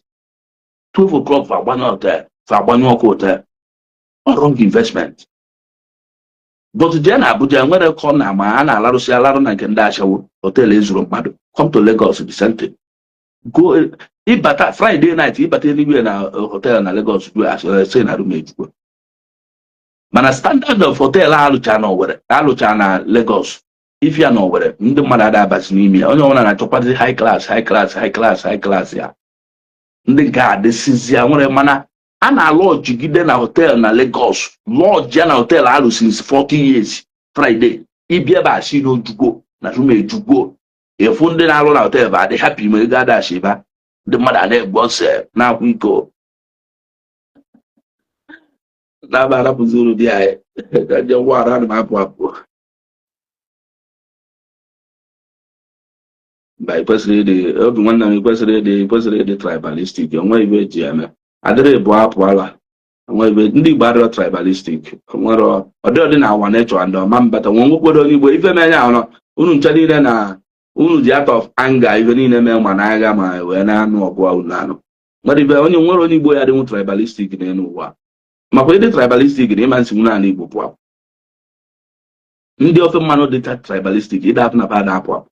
That's why eventually bịa Lagos wee the blue kwuru village ba bajuna Lagos na-azọ Lagos fa esi ebe hapụ apụ otu aka ọ dịkwa ndị obodo anọ na tribalistic ada hapụ apụ obodo ndị mmadụ tribalistic they no dey go anywhere fa ma mpụ nwa ụfụrụ abịa maka na listen ife mee na ndị ezigbo mmadụ na-enwe nsogbu n'ụwa bụ na fa chee na otu isi eche otu fa si eche ka isi eche but ọ dị very difficult if onye ajọ mmadụ onwe nsogbu because ọ na-atụ egwu believing that na ife anya na-eme niile emekwu ya ọ pịara ala ife onye ajọ mmadụ baa na trap ma ọ pụta one day na-ebe akwa na-eme enye ajọ ife no onwuhe onye ọtụrọsụ good people are still trusting people believing thinking na otu anya si dị good n'idikwa otu a ịba ịpịawa anya azụ ozugbo pụta bebe akwa so ma arapụzi unu obi nwanne m ama nne ya support Kenechi.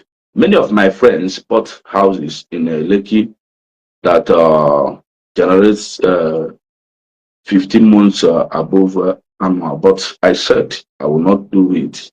Let me manage the little my house here in Owerri. You can't compare what you are earning in Owerri and what they are earning in Lekki, and they go back to where you put to go and Owerri there. You got why if you do go farm when you go to one building na Lekki, man. I go to about 2 buildings now or 3 self. Those is here in an ego, but a man use Lekki will compare Owerri. Because the amount of money, even the 3 houses you go to with that money, in a Katosi again in a man for the in a year, a man for 40% of your vanity. Yeah, I understand if you Imam for the 0.5% of if one Natana Lekki, because a lot of people are there. We can know what I forget idea why one tenant now but back on Mwale Kando Red, the poly jail court. Here about 5 years. He got as one if I ever got to blow that property base. I think it may fast in 200 days. So investment requires thinking. You have to invest to get your money back. Anything I'm mad in investment, we shouldn't be blaming anybody. When Obi Kubana or Zazu, many ambassador mania, our people were hungry. Or draw like that. O to men, or draw more on the Febeva, realize that the mania. Oburi we must use an Igbo person. Oburi who no on the buy ademi o makano boni Igbo. No, what of ndị ọcha niile anwecha product na akpọrọ ndị buy bịa female advertise. Fa kpọta ndị ọcha beva ịkpọta ndị ọcha bụ ụlọ nwe ya na edit manya. Na the idea in business na mkpọta Yoruba omeva na ndị Yoruba ya ṅụọ mmanya ego ka ọ na-achụ. Then ndị buy say na ye no ọjọ kpọrọ ọnya. A lot of people believe this no never ask why. This is business. Make a Japotaponia Saki, where they are business cop is an individual something or general something of Ndibu. If I even mother name alone, and we go idea in every business you put idea. Nanya Imagine Ndi iPhone can well Real Madrid Malagat. Do you know the reason why Fagosia even if I go to your Japanese country go to a player, Tinia Real Madrid squad. Pejawa go to a black player, Tinia. Like Arsenal, like Manchester. Fagochita said, oh, Kafa we the fans of all these countries, continent. Faman, if I go for Asian footballer, the popular, na fe go to Asian, if you go to the Asian, and support on a Real Madrid. It's psychology. But if I have business where the person makes money, it's not about in general. Oh my God, yeah, only when Andy here. What of so Sunday Bugovia, it might not make waves. It might not make waves. Manam what you put on your fair or my advertiser. Immoral how many in your angle that you do beat us today.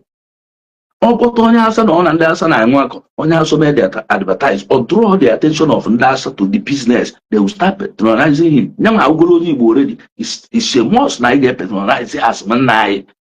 Man, advertise a lot of people saw that and has not made the highest yellow. Wow. It's not proper. We need to unlearn how to learn. With this area, where by Nigeria, I have a privilege in my life. I ain't on a diplomacy. So any Igbo ọbụla go ife na Lagos adịrị develop Lagos onye a na-achụ ego trade we are making money there. We are making money. Ego niile anyị ji alụ ibe awa na trade fair ka anyị make there. So mana ọ bụrụ mma kapụ I continue na fight if I na fight for the freedom. Mgbọsọ ọ na-asị like damn. Mgbọsọ na ndị ọcha decide na fight free anyị ọ bụrụ ndị ofe na ndị Hausa ejiri anyị soro na ndị na-anụsa ndị nke ọgọ nwa ndị fab they can't stop us in anything because Ojukwu did it. Ndị abịa tie aka ọ dịka emeri. Mgbọsọ na ndị ọcha decide ya okay let's free these Igbo people ka bajebele onwefa. Abịakwa destroy that amalgamation 1914. I abule a country. All these things will end. I'm telling you, my brothers, all these things will no one in else also I suffer that thing. So I am Dibu, also I am the Catalonia and Spain. Then the Catalonia and Spain, go from Spain, far not the same half for I attack Atana Spain. Far we go to Andibu, they are living all over the world also. In the Catalonia, go and read their history, Catalonia in Spain. Fan of under Spain, they are country on their own, man. I work with Havana, Spain. I could remember last 3 years or 4 years, and Basi Papataka made referendum. Go on Facebook. I could even think Kakulupan. Their spokesman ran away to Argentina. The government of Spain have to go there, arrest Pubatiana Spain, give an email. Go and ask. Join no Spain, when no Spain, never should prove me wrong. So once they made an idea amalgamation, men were interested in you, I've got the intelligence in you. They just want to use that thing to restrict you. That's why I put on a bike that 5 states, get a 5 states here. Man, and I don't do how many states government and do how many states. Well, it's also 5 states, mighty Igbo people. 5 states. If I do, if also no foreign investment in our land from Nigerian government. So how will foreigners be there? And how are we going to survive? The kind of money you put in a buy. Represent and dash away regards an allocation hotel now. Every street yash hotel in Ethiopia. Every street you ever shower hook up one hotel in Ethiopia. I went to Namadu on young with another man who on our rooms, but 20 years. Hotel in a went so. By then, the man they do about broom or born out and the sugar daddy diabetes you are. Everything is not about what you gain.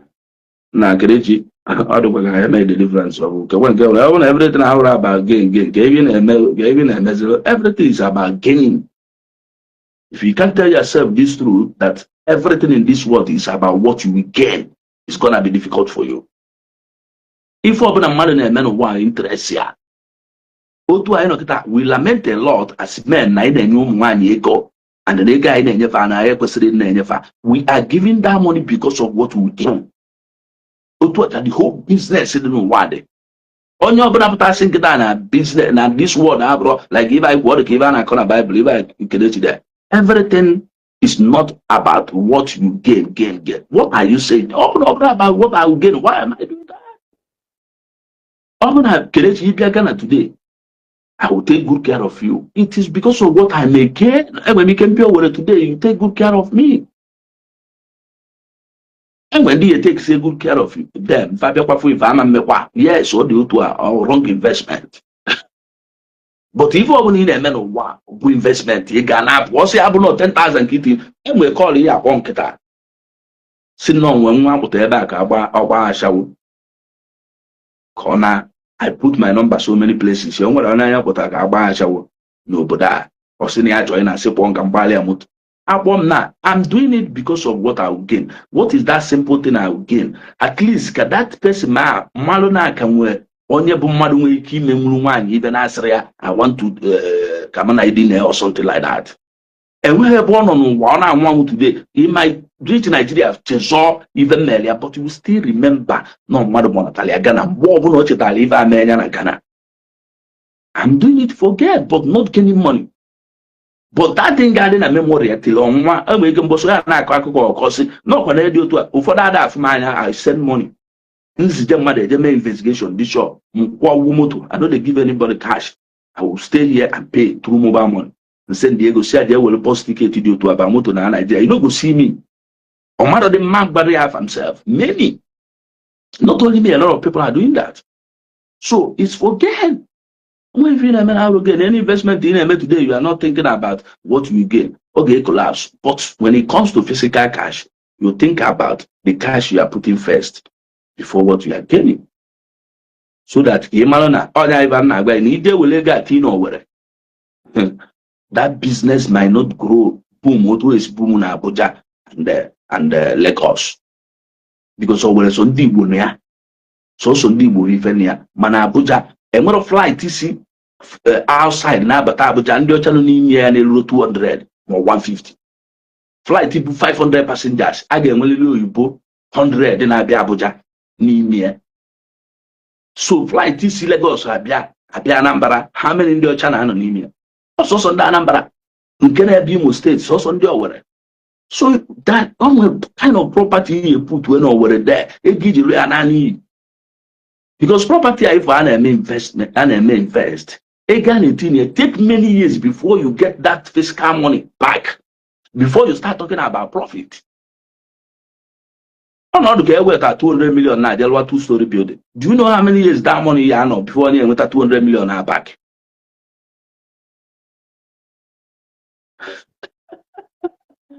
Onye ọbụla nọ n'ụwa wee ebe ọ na-achọ ịdị oke with little profit ị nwere abedebedechalụ biznes chacha bazianụ ụlọ nọ libezianụ nke ahụ ka ifo. People are still doing business because you have expenses every place there. Big men are still working hard to get more money because now level of value they spend money. Almost in the money after with $50 million they go to 1 month. Kelechi. Almost in money after with 30 million go gold chain, diamond chain. And I brought this in my case move. Money there will 30 million, well 30 over $1 billion or $2 billion, $3 billion. They grew the diamond chain. Will no not buy $3 billion. Will you know? I don't know the money or tell that direct to go to diamond. Oh, na little profit did you give for you? You are enough. You will get enough. You just wake. You're not set along with liberty. Come for that. Property let's them by vote. Because no income anymore. The moment you come back the way duty, you know. So manona but I migrate in Akawa. So because one marapun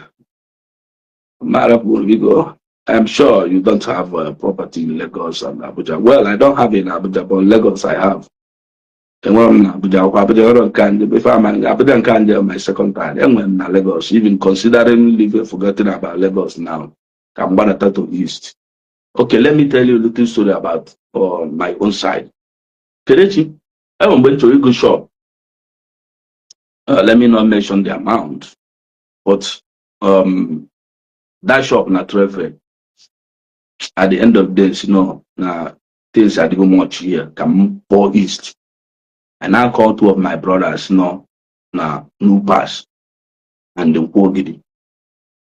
Now, 5 million naira cut off from Ivan shop, na new pass and the trade for Lagos. 10 million naira cut off from Ivan shop, na Pogidi and the Lagos. But shop rent in these 2 places 25,000 and the 30,000 naira. So no na the shop 20 million na trade fair. Here went 15 million na new pass. Went 10 million na Nkogidi. But if I rent shop na trade fair the same amount to a go to na new pass 100 and something thousand, 150, 200, 100,000 the cheapest. But the same amount of money you go shop. If we were going to go shop na new pass. More than go shop now. Shop now about 30,000, 60,000. So it's still the reason most people invest where they will get money. Shop now about the same amount of money. If we go to shop na trade 50 million. Shop only go 50 million na trade now. You get rent there 100,000, 120 to 150,000. So really, you know how much you are collecting? You are collecting closer to 2 million naira every year. Now go to Nkogidi, go to main market. Go if you buy the same shop, 30,000, 40,000, 50,000, 60. Also, so the main market you make with that shop buy 100, 200, depending the front line about the shop.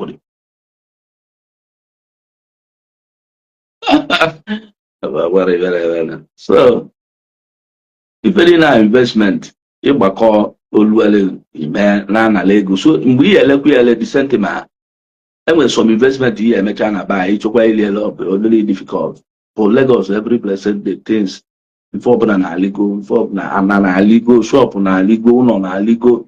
Enwekwa ebe a na-emecha na Lagos ọ bụrụ wrong investment. Enwere nke ndị mmadụ mechara ọ bụrụ wrong ịkpọ kọl ebe a na-ekwu ụlọ 20 million a na-esi nkezi. So ibe niile abụ otu onye si wee decide, but the best bụ nke ọbụla ị na-eti ego ya make sure that na-ebe ego ya esipụta.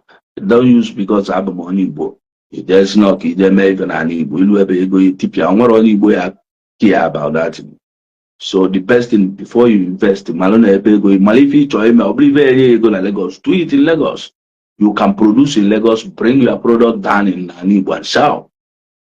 Till anyị enwere ọnwa anyị mgbọsị ọbụla anyị nwere ọnwa anyị jee chụọ elili debe ife onye Igbo mee investment anywhere in the world wamụdọ.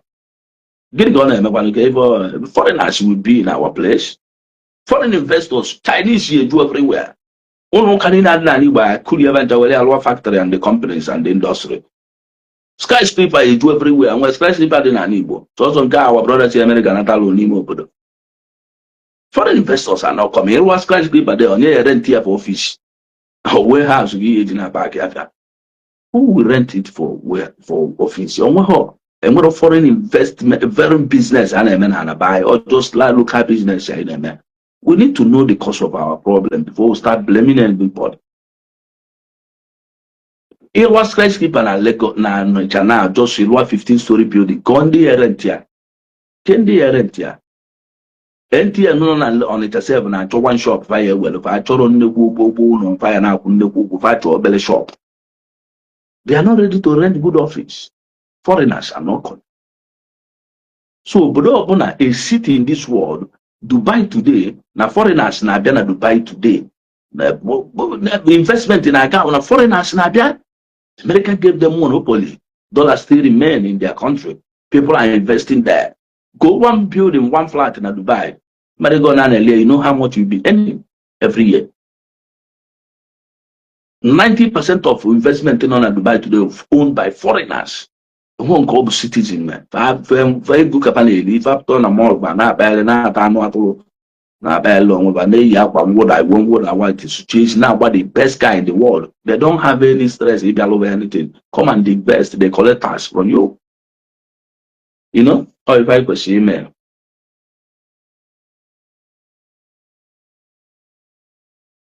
Ọ dị ka ibe a na-ekwu gị na ndị ụka wụfụ anyị emegodi deliverance a na-agba ife ka na-ekwukwa ebe dị iche. Ọ bụrụ about developing Igbo land. It's about foreigners na like ndị Mali, ndị Ghana, ndị Togo na-abịa mba anyị abịa eme something ka anyị na-apụsigodi ndị ọcha ka anyị kwere okwu ndị Africa. Before you start thinking at Port Harcourt now, why things are moving well because of oil there. This is something that brings foreign investors there. If I flight from Lagos now at the port, you will see Igbo people inside it. If bank and Anambra and Oji everywhere. If Ower and Oji everywhere. If Enugu and Oji everywhere. If Batu Port Harcourt because of the oil. If I for Igbo people more 30-20 Nimia. So opera about time in Nasi. I intended develop Lagos, can you develop Igbo land? You put up something mansion in Igbo land today, it go your idea. Because foreign investors are not coming. You think about the investors. Go to Dubai today. Go to Dubai as an example. If you come to Dubai today, things are working in Dubai, not in other cities. So, I say Dubai is not country. In UAE, other cities are not working like Dubai. Other cities, let's Jumera, Onweba, and the Ochabisha. Ije Dubai are gone. Foreign investors are coming because of Guinea. Now, America never that monopoly. Emepe free zone na befa. That's why I say no free duty. Ije na jablare. Ulungwa isi by na imam kuduti. All these things. People are coming there because the whole world the troop in the Russians na there Azwafia, Romania. And one of all these Western Europe that they ana kwero kababa na Schengen na they use euro. Fantanine na bia Dubai azwa. Ịpụta na hotel ndị ochie eju otu a gị nwa onye Igbo si bịa na-agba ọsọ ya na-azụ ya na-ekechi katọn na Dubai otu a ka ndị ọcha si eme. na Romania, na Azerbaijan, na Russia, na so many Indian Afro, the men these Schengen people are all these Western Europeans na Abia help to Asia buy. So he put out, a lot of them are coming there to work. So people are investing in Dubai, buying houses, buying flat. You know, people are building. Ewe ebe anyị na-eji agba olingo na Dubai that time a na-akpa Abraha onwe no Dubai ebe a mana ndị dị ọfụ anyị amarọ di ya ebe na-ekwu ibe ebe 2007 2008 ọ dịga etipịa Abraha na 2009 2010 ga-akụpịa Abraha. Abraha bụ onye Pakistan nwe ya ife ọwụ 99 story building aka nne aka ekpe ndị Afrịka ka ọ na-enye ụmụ ya ọ chọrọ ndị ọcha ibe onye ọcha bịa dị ya si no I want African people. Africans you be no na abịazi atọ ọnụzi anya si ebe ibe ashawa bịa ribe nna na Dubai ndị ke Dubai bịa pịaka dị ya bụ onye ọna n'ebe ahụ ajọs nnasị ya Nigeria na anọ na Nigeria no dị story ndị na-akpọzi ga-agba alfa tiketi ba eji nata a Pakistan man lo society na Dubai ọ rapụ Pakistan bịa na Dubai bịa lụọ. So stop thinking about the Igbo land.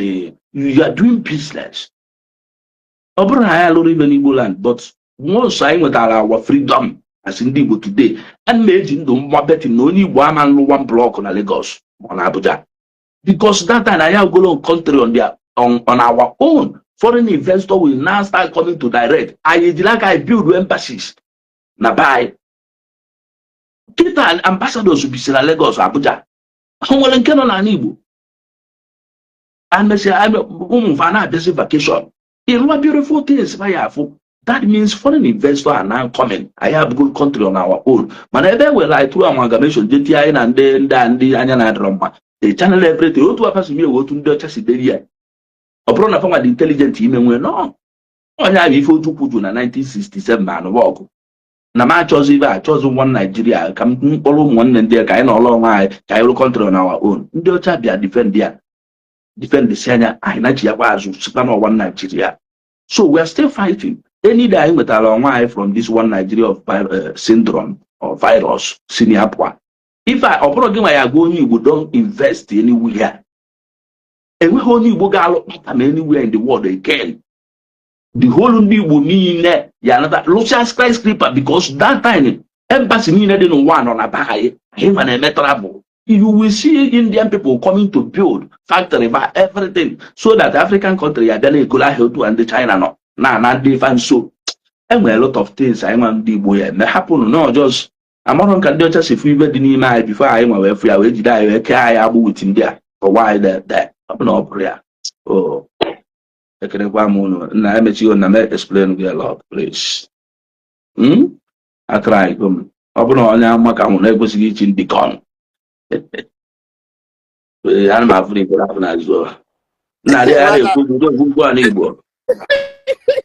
Esi ma ya no na-ege this program since yotla so anyị ka lọbata ya la nke madam ebe ọ na-ewepụta anyị zụrụ n'ahịa waja onwekwuna onye na like ụtọ ego ọwụ gị nwa sọsọ onye Igbo nwere sense masị etinye 1 naira o kwesịrị double 2 naira. Yes. Yọta mụ ala ego yotla so ị na-ekwu ya dịka Steve na mụ ala like ego mụ ala like ego yotla but what I'm saying is this people to share this interest.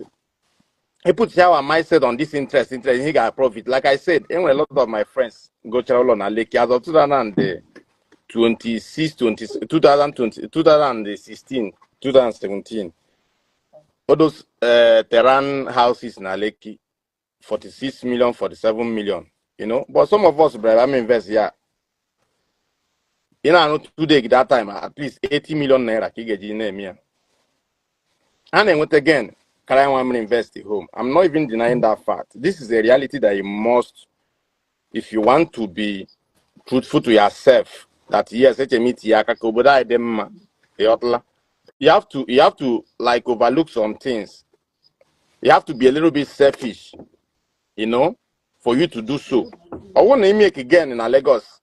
All those houses now, some of them they are getting more than 15 million naira annually. While you know over here, you barely make 8 million naira annually from those 2 days. Okay. It's a reality. I'm not going to sugarcoat it or tell you that I don't know that. Yes, it benefits me of buying, as of that time, like I was telling you, those houses cost like 80 million to raise two take that time, both cementing or 2,1,500. But now, but that time, those Lekki Terrace houses are 47 million naira each. Just 3 bedrooms. You understand? I agree with you, but if all of us continue investing in Lagos, Abuja, aside, even Lagos and Abuja self, we just, aside all the whole state in Nigeria, Igbo people are buying lands, buying properties, building hotels and all of that. The amalgamation, like you said, yes, a lot of people are not, it's not favoring us. And we are not looking at that. Me personally, I'm not looking at that. If other people are not investing and we're investing, it doesn't mean that we're only the ones that know how to count our interest. I think last week, one Aboki man in $1. Oh, a very rich man. Abraham Nama say, but my woman, where the things now, they be able to know here, we be kanta, na kanta kone. But over an Igbo man, we go and invest in that place, build like a skyscraper, or even build like a hotel or residential houses, build where his own personal houses. Only tomorrow. So are we the only one that like this money? And this is the same reason a lot of our people get I'm not saying I'm innocent, but a lot of people get taking risk just to double 10 naira or 15 naira to go. 15 naira, 10 naira when you kick off 15 naira, instead of 10 naira, you got 20 naira. Only body okay with it. We know that the Lagos Abuja houses are very, very appreciative, even their lands. But investing in your place might draw those investors to come here. That is what I'm trying to say. If all of us continue having this same mindset, la Lagos na de ono mezo, yes. All Lagos na de ono mezo, yes. But are we going to continue investing in other people's land? At the end of the day, people, we cannot even beat our chest. If they ask you not to go home, now you start crying. So this is my point. Not as if I don't know those things you're saying, or I am a businessman. I have businesses that I run. Some of those businesses, if you are doing it to make more profit. But here, we are not making that much profit, but we are okay with it.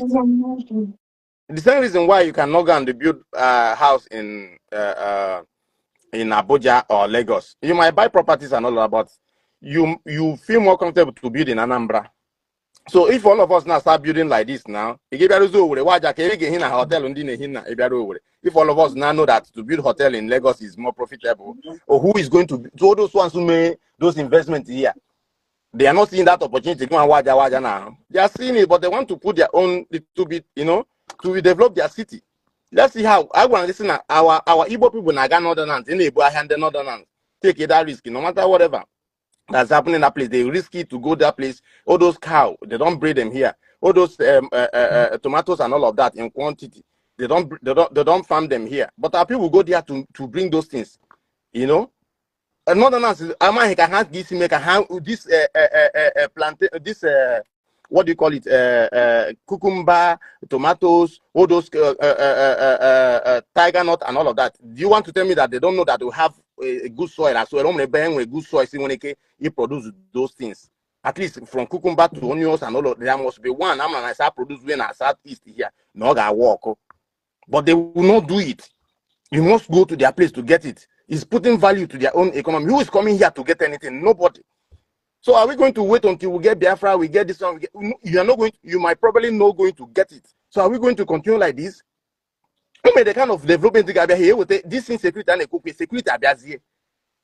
If you don't have a property in Igbo, would you care about insecurity? You will not even care about it. You will not even care that, okay, we need to put security in order. Oh, and then when a property in Alibo can make sure the hard rock security be Alibo, because they know that with security you can achieve all those things. But because of they invested in Lagos, Abuja, Port Harcourt, and all that, they don't care. If you're talking about insecurity, they don't even care. They only visit by air and go by air. So in here, too much, and we need to bring it a little bit down. In Nigeria, they are seeing all those opportunities that is in this country, but they are not. They don't have interest. They just come here and do their business and go back home. How many real estate again on your channel here? They know that they can make massive money here, but I know maybe the government cannot protect them anyway. Maybe their properties, their laws, and the the policies and all of that. Yeah, yes, they might consider that, but at least they can still make that move. Maybe invest through our brothers and go. So my own key point is this: let's develop Alibo. I have got the amalgamation, a secular amalgamation, as in Biafra, secular Biafra, yeah, we all have interest in this, but are we going to continue waiting? Well, our brothers are busy investing. From Madobedo na Libo, or many one nine they can alone and then more and daughter. Hebrew Nigeria, and more and daughter Anok and Lagos and Abuja, because they are even ashamed to bring them in Southeast because there's no place to flex them, there's no place to show them that Nigeria is actually beautiful or Libo is beautiful. But they can take them to Lekki, those big places. I'm show off with it. We can't show it. We can't show off here. Our local airports are just like even train station in Europe. Our local airports here, bus station, not even train station. Especially our airport. Bus station in Europe. Our Imo airport, Mawaja. Now, any day upgrade the airport, our airport, any day upgrade, yeah. I got other people also. And they man, bus stations in Europe, our airports. So, what the other things in me personally, so investment. All going na this houses, Uro, Naiha Kuga 500 and I while in Lagos 1.5. Let it be. That's on my own. At the end of the dog 100 days, only like buy ya. Umake would go to Dubai. I can 100 years.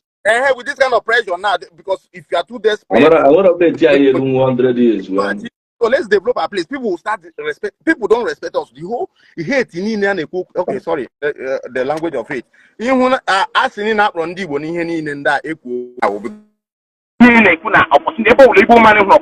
to make out of it. No, I'm not Malaysia now. None of the related about how you have the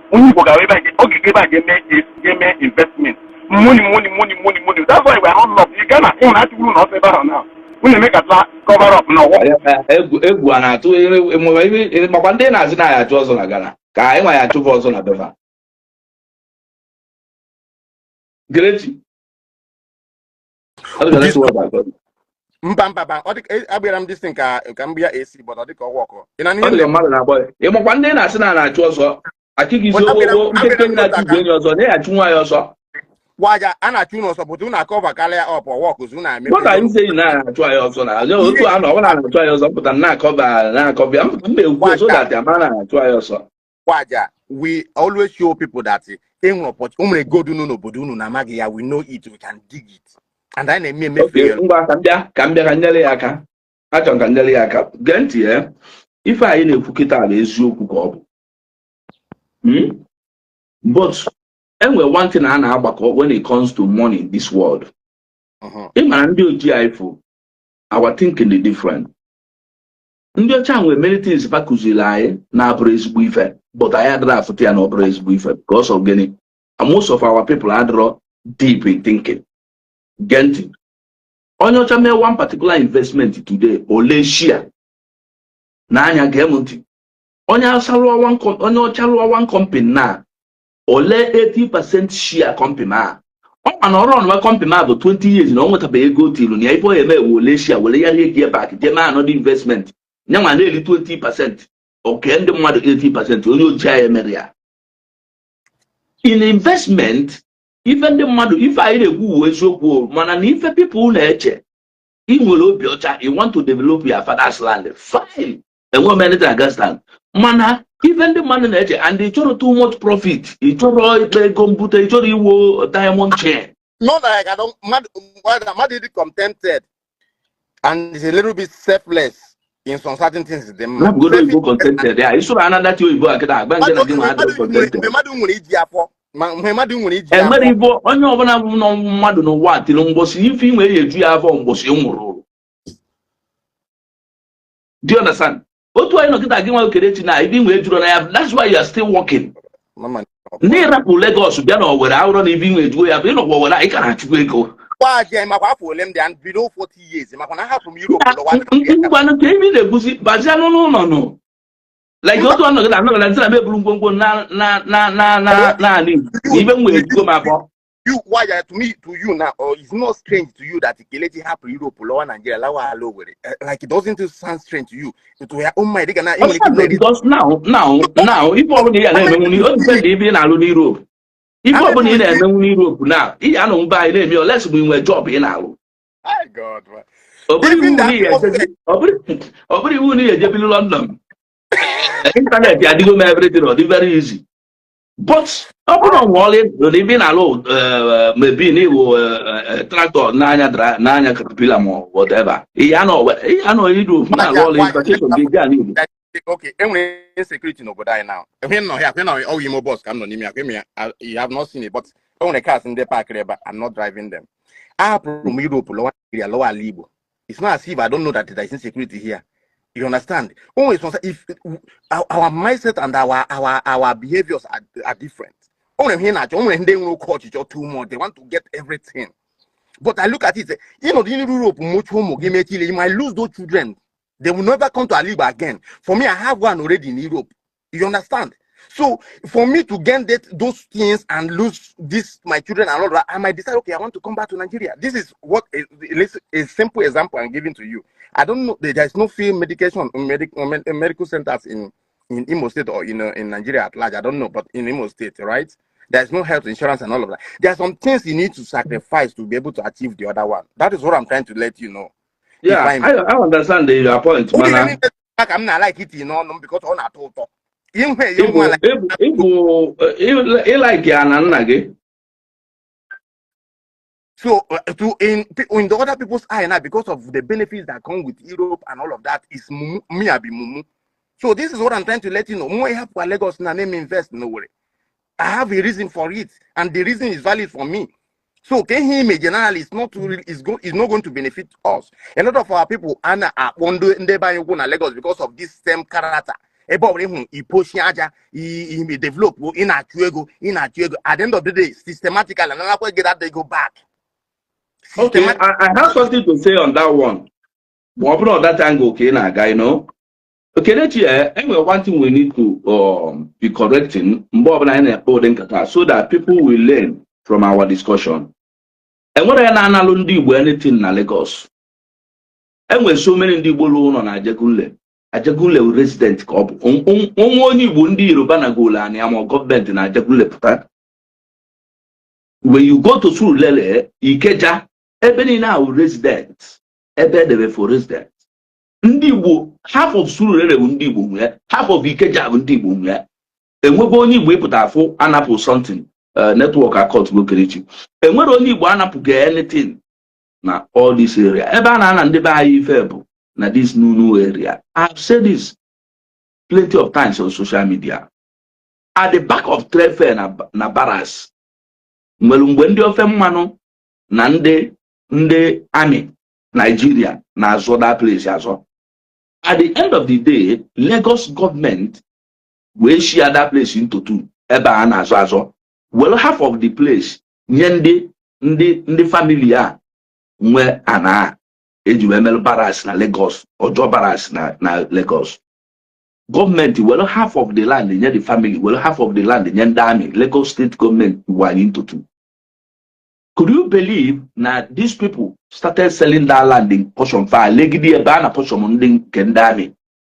Out of that anger, Ndami watching get people Bialugidu no Kogidan and Luau Neba, Luchao Neba, India Miteto to one day, Blue Puduza, Kuan and Kelcha to window. Many things in the Bible, they are even in. But in Kahalu na Kebendia, send the other request back, Kenichi. But in Kahalu na Kendia government in but do not need the body today. A lot of my friends be there. Oh, may go. If I may go, get about so I may go in Kuku can add I got a million and banana. But in the little ban and Kendamia, Akopona, one to do not when they buy any country you are living today as your neighbor. If you want to buy land, go to local government. Provenance, if whatever region or whatever na befa provenance, region or local government, go and check. Kimalu the location may be in a chill no more industrial area or resident or this one or this is one education our people like it. It is the higher industry. It is resident there could when it's not actually nobody is chasing you. Ndi no ni keja tupu go far. Iji je meja for resident eba ndi Igbo nwe uno ni keja de ka aja. Ndi Igbo nwe uno na Surulere de ka aja till today. Ajagunle fa de ka aja. Kedonya na alpha their place na Lagos. Kelechi send the earlier request. Nobody. Mana ịpụta je lụọ ụlọ na pipeline ndị Igbo niile a na-akụtusi ụlọ ba na aja ọkwa aja West State na petrol line kapalodo ụlọ na petrol line and you are expecting that the what of explode one day won't. This is another part of thing I na-ada agụta abịa na anasị a na-emegide ndị Igbo a na-emegide ndị Igbo before ije lụọ na ije mee nkwayarị na ala Igbo ba ya na-akụtu ụlọ ndị mmadụ gọvanọ na-apụta kụtuo ụlọ alụ illegally. Let us start telling ourselves the truth. Before me do anything in Lagos today, me make inquiry. Man, I must make inquiry to make sure na if I go back, na I lawyer. Open up, I leave it. If I'm that boss, so. Kelechi gali you can catch here na ma adigodu. Frank, get it. Frank, the man choy give but ever keep your poor. If I go back street. Sorry, all topic it today. I just recommend but I hope. Man, what inform me na what who na ya attend that one thing. I think I can dem mara moto was ya na my program. So the thing no there undi ba anyi ga abadi na to do court. Who every business opportunity I hunu ka ga na etishi. Yotla maka na okula anya a lot of time. You know, all those things are na ekuku okwe man dey wetre n'obodo Yibo, man dey wetre Nigeria. That's why you gana a lot of prisons today or courts. You ga huna ndị Igbo nweka problem. Ndị Igbo the highest people no na nga.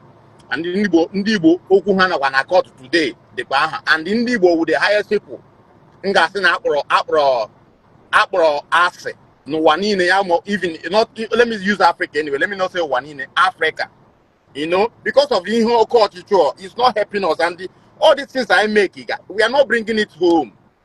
It now seems like Igbo people are rich na social media, then on ground they are not. On me here in Ibiarebe onwe development naga on here because of those personal interests. Again, yes, Lagos is more profitable. You know, things are fastly appreciating. Let's do it there and bringing it to, my own point is this: let's see how we can develop our place. Say Ndibo Goala Molo na Lagos or outside Igbo. Not the Macanone will tell a lot of profits. Ebe bang amalgamation make it the grind or make it the hang. For now, since we get what we are looking for, can have continue about our investment opportunity can have me when can you buy a like this? I believe you see all of them can those skyscrapers in a Gokuya and the 5-star hotels in a Gokuya. Now Libo. People have people na happen other states. They don't allow run. The Kando bro we're going to have him na him off man him off man doesn't and they meta. People can have go but have you Buddha. By the way, okay, na Dubai to start with. At the end of the day, you know, you have been to Dubai, even Mbayawa Kanaga Secondary School. You know how Dubai, how Qatar and Dubai had a wear because their growth was surprising to a lot of people. You know how they wear. What are they even doing? You know, so let us draw that investment here. We are not going to wait until we have this, we have that in place before. Or we can even plan how to get those things in place. If not because of service interest, only Igbo ịchọka ọrụ ha ọrụ na-enweta ego na Lagos ihe seaport a na-ekwu okwu ndị Igbo niile etikọtajọ isi at the same time na-ekwu okwu seaport ọ dịghị ka okwu a ga-enwe isi but because of the big names ndị na-anụ olu ha n'ala Igbo because of selfish interest they don't want that seaport itself ọ bịa n'ala Igbo because if it's Lagos the more opportunity for them to make the money na ndị Igbo ime ihe ha ma nọ n'ala Igbo. So Lagos is an opportunity for them to make money more than their brothers and sisters. Why because they develop a Libo. Oye na zoala. Ala gi ma appreciate na Libo. Ni mo say okay ma appreciate. You all potra. We really organic. You must not get it 3 times or 4 times like Lagos, Abuja, and other places. You know, come and do it here. We will develop it. Come and go no vacation. People gonna be here. Only they will benefit from it. Ugo hotel. Ugo here security guard, it's at our own benefit. Actually, when you get tomorrow, then maybe it got bala. Because tomorrow, actually, a lot of Igbo people, a lot of people get because of this selfish interest, profit. Why are you a businessman and not tribalistic, like I said before?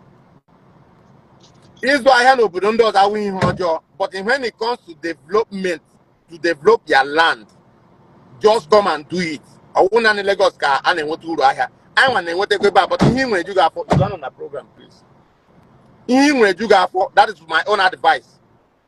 When he was on when he couldn't watch mama from any Okay, if a man open I'm not if you know point in here, but the only place in a tina made you see that now all the clear when I in a kunande buy or culture more culture. That's why most people prefer investing where they will get more profit than investing where they will get little. Yes, I'm an Andy when I try while our people are developing our place also, but I'm going to even now why I'm an patronize on why or where other people now buy. Also Sunday, also Sunday Nigeria now but this city no na Ghana every place day. APs now they here twice a day. African world, Ibon Air, United Nigeria, most flights the passengers every blessed day full loaded twice daily na Batagana na Napan. I went to the fan by oil but I can't deny the part na need to make sense here because since man it makes sense man among amaro the truth if you know there is sense on it but enwele area among na anya before we na to the challenge because na the area na anya as a businessman I'm anybody in a business is investing to gain money. When I go to an to go visa, I may travel to Dubai. And what I have to make on. As now a job, and calculate everything job that they may visa on up to almost 1.8 million naira. But if the money made here, I know that I will get it. I have to spend that 1.8 to go to Abuja to get it. At the end of the day, one flight going to Abuja and coming back 600 and something thousand naira. A good another business and no. So most important thing in business, people invest where they will get profit. Man, again, what choose when they enjoy invest nowhere. At least you know what I to them in Lekki. Fine. Man, one advice man and the Madonna, don't put all your eggs in one basket. In what one on Lagos, what one on when I need. My name go and the kind of like even over now, you live in nowhere. And with so many guys who spend this big money to hotel nowhere. Those hotels are their functions now. I'm telling you. Most of those hotels now, you may keep it from 5, hotel 50 rooms, 35 rooms, 40 rooms. I was also going to hotel nowhere. Now I'm being paid to by 12. But the manager now saying they buy this also about 3 or 4. So now they're going to can I do like guys, shall for but people have and show a bottom measure. But on your hotel now, if going to 50 rooms, 4 people sleeping there, you got to go tie down there. Monopoly na Lagos, so say I want an email hotel and them see night club and they go me do eba. What is the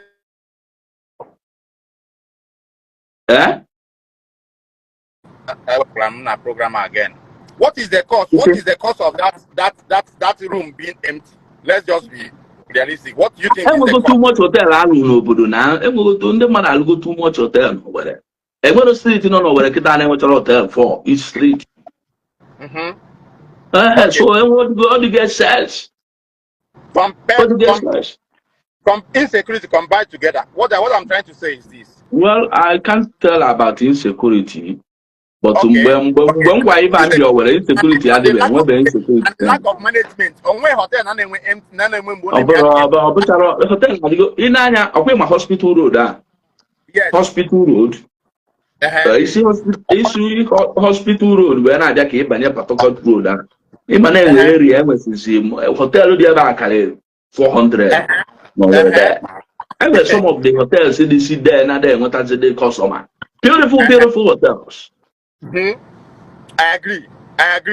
So even in a manner, even talking about that class of hotels, dinner with that, not there what as a customer. In Lagos, in the American Ayo Biko, Ghana no city and no Friday. That type of hotel would serve what they say or where the man that draw here. But here the people can allow Baduna Fanta because of Guinea city and now foreigners in the end here. That is my point in the US now. In the mother, as from I put on him invest in new bad room or no place like home. But speculate the money you are putting. Can it even book it up? 2 billion naira bata ya kana enwe ike ma ya lose anything no worry move go to Abuja or Lagos. I'm telling you the truth. You see, the problem is this: in a G, we cannot compare more. In a G, we cannot compare. Muna glad our own You don't interest. want to compare. Asking, I'm strong about me. Asking na 2 billion naira. Genti. 2 billion naira. You don't want to compare. Asking, can you do I need to 2 billion naira buy a canal, 2 billion naira back on buy a cash. Omo, you can move to Abuja or Lagos. So this is the same reason why a lot of our people, because of foreign passport, at the Umuhano na Abudo Yibonde Nama Heganko.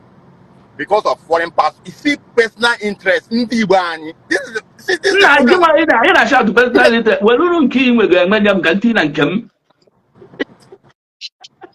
Well, that 10 million naira that you need your Ziego. You have to personal interest or with public interest. Why anyway? Let me leave this thing like I said here because you know I talk a defeat such argument. And you're going to point in if you even Pussy on among a lay foundation. I think if you will be okay.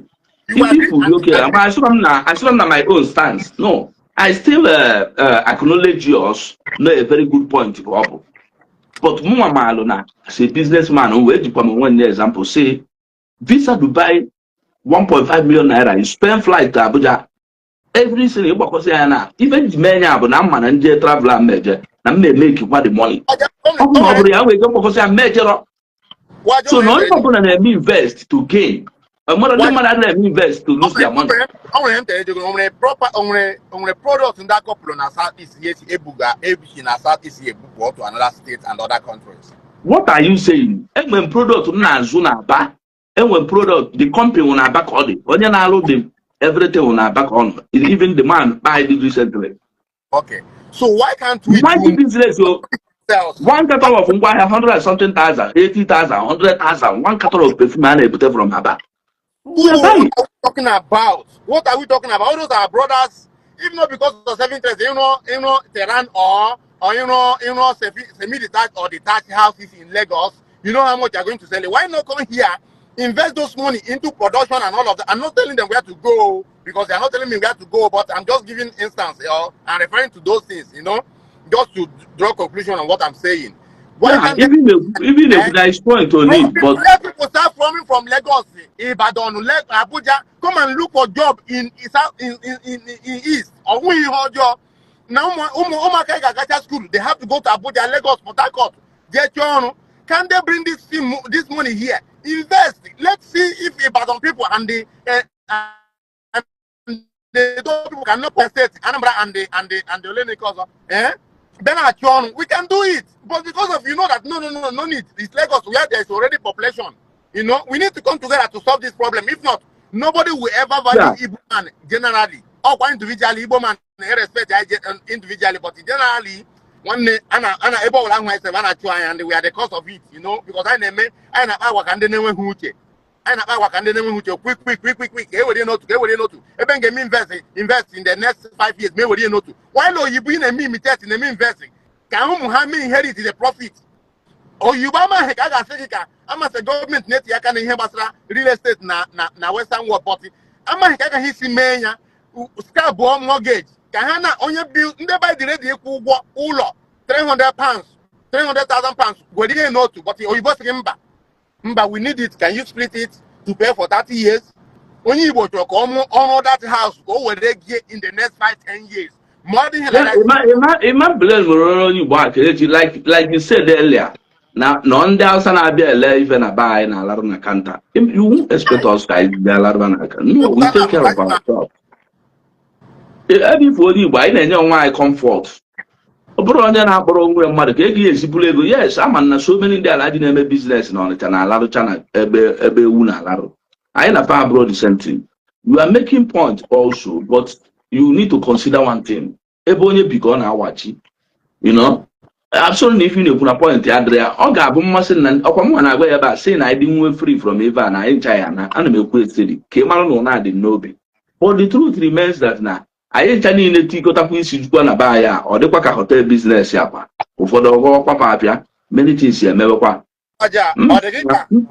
everything possible. They didn't abandon family investment in any. Only come invest or 500, even 100 million naira. Now Lagos Abuja, and in a Koku, young women and dogs of Igbo nation or Biafra nation. No, he can win interest in Hinako. Why you didn't want interest? What are you saying? A lot of people put in interest in Biafra. Let's face reality. Only Igbo will have a business outside Southeast in a Koku wine. Or can they with 50-50? A man understand the Bendibo. Listen, even Mbweme River Biafra Mbweme at 90% of property proposed were the outside Igbo land. Yet, yet you always go where can one dog. Only one way anything full if all I hear today, guys. Nanya, and when if on way by the weapon from up you work. By the way, when they buy the UK during that time, they read and came back to Nigeria. But in the Kenya, nothing get go on Europe and Hegocha, how to in our passport, back in never Zula. Why that? Gambia, I'm going to Gambia. And when you feel the point in here, that in my pool, the mother be all roll on a buy. Yeah, investment. Fine, Genty. And what if I want to be outside the Igbo land today? Bonanibu can make clear. I making a day fine and coming on Wendy. Most of us was I put not be worker. Attach Kaiwa, I hear you give food to wall on serious boss. Ufo do Nima, I will friend while I boss, I will go to Lagos. Ufo do you go, but friend while I will flight. NIBTIH. Now, most of us are struggling getting money. Although even investment in a buyer, I draw my audio okay. But most of us are thinking about what am I going to gain if I put this money here? Fine. Now, give me a seen only one way what 100 million naira in Lagos. I'm an book. I want to Biafra. Ma agree with it. And when we were more than that, delay in no, if I am full support. Okay. And one boy and full support because I succeed here today. If I'm in Lagos, I rapport today, my succeed here. Why now people will now start coming looking for us. I went to the capital. I now today, you say I will travel. I look at today. I rapid many abandon no to the one in the year where here. I am now today. It takes us 2-3 years. I are leaving Kalenya because now here they go to the capital already. I hear they go to the commerce already. So what else again? If open I make it anywhere in the world, if I will say what I go. Or no, if I look, I will identify the place. We are making money also. Go guy to go. But not to anyone contented with what you have. Other people might not. So even there, one thing you might agree on, we must be preaching our people to come back home to invest. Preaching also, you have to think about the money investing. That's why in this, any 2 million naira buy can you might start considering going to Abuja to build another. Amadike Obaka. I want to address a little bit because when he did Alibo is gone due to insecurity. No wise man will invest in Alibo for now. This is something that has been happening for the past 20 years. So don't just on a like this. This is something that has become a tradition for the past 20 years. So who insecurity now? If you are talking about Asaba, today I will say okay, insecurity is part of it 50-50, but I want you to know that Igbo man able and what he profit, they make a on a like email, and that is why a lot of countries get go to today, Europe, in Canada and America and Aga, ha go to hala obudoha, or family can have grow and have family obudoha, than he reside in another country, ha go akwa. Only Bogutan here. Or add the other take on our passport. Come, passport. Almost tomorrow. Live again. We are always going where there is profit. We think we are more smart than other people. Puerto Ricans, okay, Puerto Ricans use American passport. Mexicans are very close to America. A lot of them, jump fence can have a but we cannot that desperate as Africans to jump that fence over America did not passport. Let us see how we can reduce our selfishness, our selfish interest, order too much, and the profit in That is why if you come to the other oh muna inde matra hende no obodo oyibo na-ekwuchi ike maka na ama ha ihe nke fefukarị paspọtụ onye mmụcha nwa mmụọ tomorrow paspọtụ ga-efu gị mụ ha na at 80 years or 90 years paspọtụ onye na-ekwu okwu adịla useless because their generation are wipe all out whether you like it or not. Let us stop this selfish interest ma waja na-ekwu now ọ na-ata ahụhụ bata Nigeria benachọ visa UAE o nwere ike onye ji paspọtụ na-abanye dị ọ just ga-arụ onwe. Yes, he's struggling to get that visa now.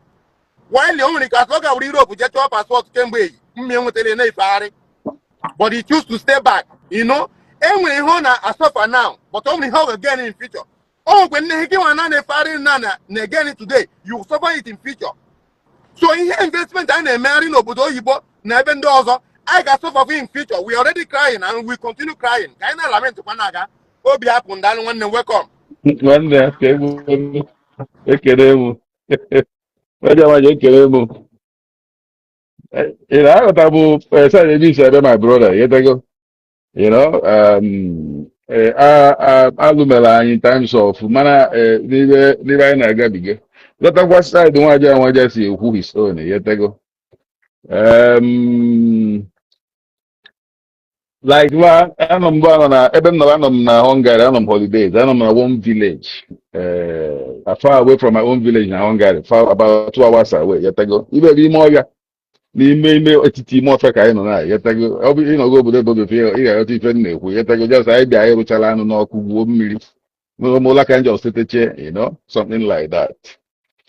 Now, in times of ndị Igbo iwere dị iwe n'ụlọ, like industries, no problem. Like one night we nothing, no, you can cite industry anywhere. So to that extent, all no Igbo industry or chilo, you have buying. I am there because you're born actually anything can fly from any part of the world, you know, but I buy their me for now, you know, they are going forward not you go. Then currently you are doing for like Nigeria, can Nigeria is well now? Do I see Nigeria?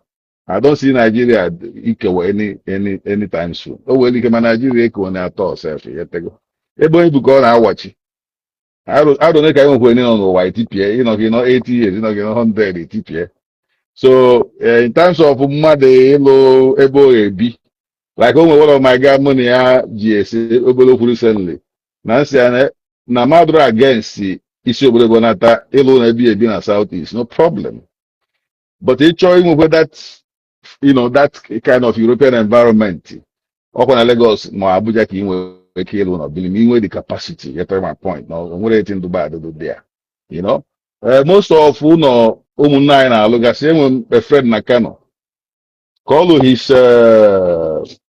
duplex Nakano. Why not any? But someone no lo if any go be there. Can go be all his life. Yana umunye. Yana munye I mean to say yana umazia. Yetego. So to that extent, yetego. All over here, I back you may enjoy, but you won't be like TPA, no problem. Nobody can look a small place, about on a Anambra State, which he did. You get now. So, Bulia, business wise, Southeast, the why see Southeast in general, other economic viable. Like Lagos, but they take the whole of Nigeria in totality. Lagos, Abuja kind of seat of government, so to say, in a way, but mainly the economic, even economic bedrock of Nigeria, Lagos. That is why in a flight, any part of the world, Lagos or another Cali, the local flight will now take over and start transporting people locally within Nigeria. If you make it, international airport to Enugu. If you make it now, British Airways, all the other big airlines in the Southeast, people like when I work at AirPeace, and Ibomu airline and the rest, because he are not a passenger. So what if you do wrong in terms of that? No, that commercial activities now happen within Lagos area. then people who see there from that axis, nobody tells in other parts of Nigeria. Man, I my brother. Akuluno, Amale Ebosi. All the very, very, very important. Muno moon they go as well. Onwe plant what you eat what you plant, or grow what you eat what you grow. Obodo no wa ni aba basu lo nwefa 100%. He will take pounds, so amare pounds. Like he will take dollar, amare for. They don't know. Man, about the wafer, do comfortable. They stay about the far villages everywhere. You're like, oh, going to be found on as well as Bambo. But when we love for country, go. As well, but when one language. Yeah, all you do is our government, which is Igbo government, if it doesn't make those things, go where the line. Otherwise, I'm the rate I did from Nigeria. But somebody teach you, and at the end of the day, I have passport, and I have passport, like you said. Mmadụ tipu passport, tipu lose more money if you get to go. But I blame our government for not doing the right thing for us. Na buy, you get to go make a buy to one. Like if I bata no buy no one. This your AC bata. Ozo adro, million adro. Security adro, healthcare and no ambulance system, no emergency system, nothing. As an individual, either say begi chikosia odumma. But government could take a lead. Megodulu citizens, these ordinary things. Okay, Oma Zemubu part of Obodo Nonia, but part of me in Nigeria. With the fourth man I catch Godua, no Bodo never Abro Belifa. Who's all them everything now function. I know na the deepest even my even village. No Bodano, I see, you're not comparing with who knows with the capital of Owerri. Capital of Anambra State. That's a fact. Village, countryside. If it shall function. So, Obiapu, sorry for interrupting you. I want to ask a question, please. I get you up to an extent. Obiapu, Ima, we always find a reason to justify what is wrong, because we are part of it. It takes a God for you to stand against what you are partaking from, what has benefited you. So I don't expect some of our brothers, or they can took away here passport, or everything, It will take God, it will take a truthful person to come out and tell you that yes, but at long run, it's not beneficial to our people. It's not beneficial to me. I regretted it. A lot of people, and they go passport today. Some of us are crying. Forget. Some of us are crying inside because of what is coming after it. And we can't change it. It has happened. It's a mistake. We have done it. But now, let me go back to what I was saying. A lot of states in Nigeria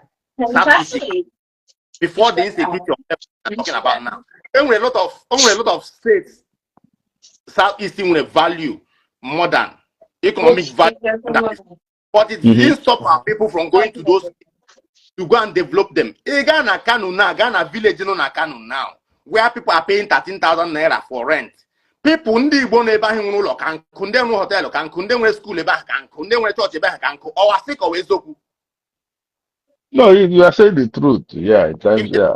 Other states na ụlọ ọrụ ebe ahụ na rent ya ka nke nọ n'Imo State. Is that what you want to tell me? Or Anambra or Abia State or Ebonyi? But our people will still go that place because they see I'm 800,000 naira. They want to buy it. Not necessarily. Program waja mbende. Now program by Monte. That we need to start building communities. Because this is the reality of our time. Migration. You can't stop people from migrating. You get to a point. Ninja. I believe by condemning it, migration is good, but by condemning it or condemning the errors that we make through the process of migration, we can get things right. Obi. No, even the who like able go on watch. What we should be talking is Obi, do you know that some of your grandfathers? Do you know that some of your grandfathers were sent to that Europe, that UK, now? Some of your grandfathers were sent to that place to study and they no, studied and if we ratio population wise, very, very that get population high then I go see how about all in the system.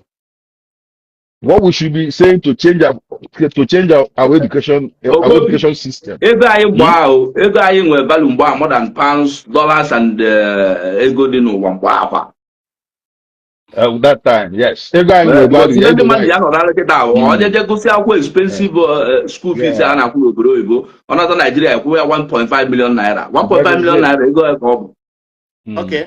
Anyway, let's draw the curtain here on my own side because I believe that Waya is part of this when it comes to this migration. No, one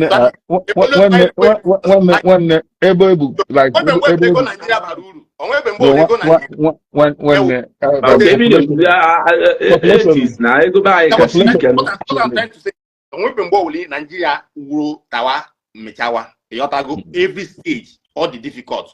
Mbahi ne all community ne send them mad or mission. They send the people can hijack our police community. So even $2,000, guy can spike $2,000, they saw it and they left that place and come back. I still come back. Me as my own generation, I came back not because of that £3,000 you receive a bank on $5,000. No, even I know capacity. Education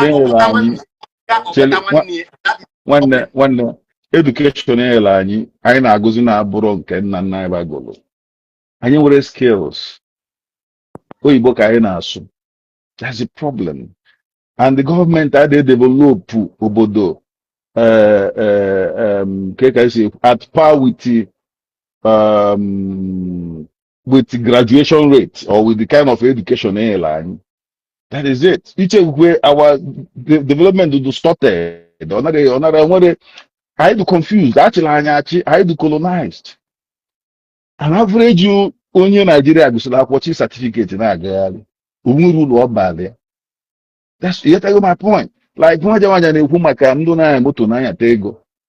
especially in Europe, all the highly regulated, they make money from there. See from there now who mortgage, now who rent, then make we get I go other like that na buying. So change our education system. So kind of technicalize all our educational institutions. So you put that penta cable, a man of painting, never a penta. Obu brick laying, a man a brick layer. Obu a plastic man, yet I go value in the system. Government and now estates, now housing, all I do. Because I put my question, Obi, you didn't answer me. Asking you now. I've been at Nigeria. Where go the Lagos, Port Harcourt, and Abuja. When a state in the southeast Kaidi developed and they want more economic value in terms of structures and all that, like we were saying, rentals and all of that. But only states in Nigeria, southeast states, it catch in value.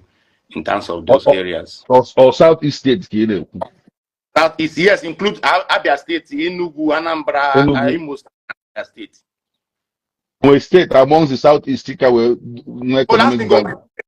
Nigeria, those states in the Southeast in terms of development, in value, like all those house values and so I know properties.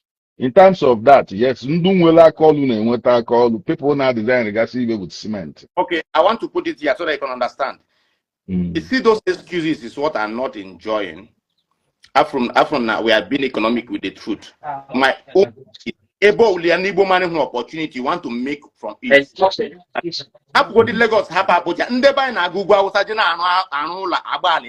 What does it mean? Yeah, most of these houses, rent out. I'm coming so that our audience can hear me very well. Imagine happen in southeast or Makana more because what we are talking about was profit, interest, what you get more than those places. So all those northern places now, again, what more house go get more value that to compare to when you build it in Southeast. Build the house or residential building Residential house, rental. whether Yeah, residential ebe be now. A problem. Residential ebe. Commercial, rental, commercial. Yeah, I can vouch for that. You get go. But that, all I know, on a big cities, capitals, they're making money from it. Hotels. Make more money. I mean, the house rent in Kwara State, Ondo, Jos, Kaduna, Kanu, all those places. Yeah. Yes, They're making money, yes. Ondo ndị niile na ndị Igbo anọrọ dị a mana Kanu Kaduna house rent ka dị karịa. Kaduna they make, yes. I can vouch. And Nigeria, I'm Kano State. Let's be I'm the capable, be the capable. We can put up $1 million or 500,000 naira. Let's go and do investigation.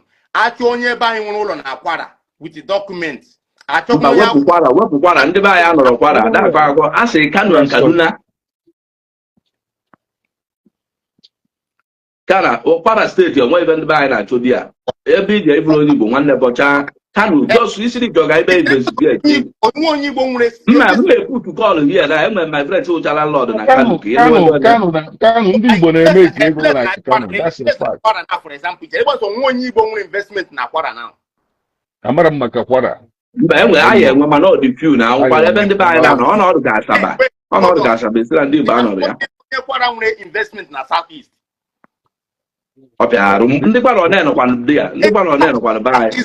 Exactly, this is my point. We feel so comfortable anywhere. When to do the investment, I need hotel investment.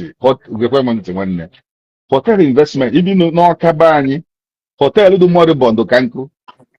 Now, I'm telling you the fact. Hotel Oka, capital of Anambra State. Hotel Lina we flew almost about. They are moribund. They are not operating during Christmas or the during political season. This is reality. Okay, Tarakas in Nigeria, but a hotel in on the yourself room empty and I change the room here.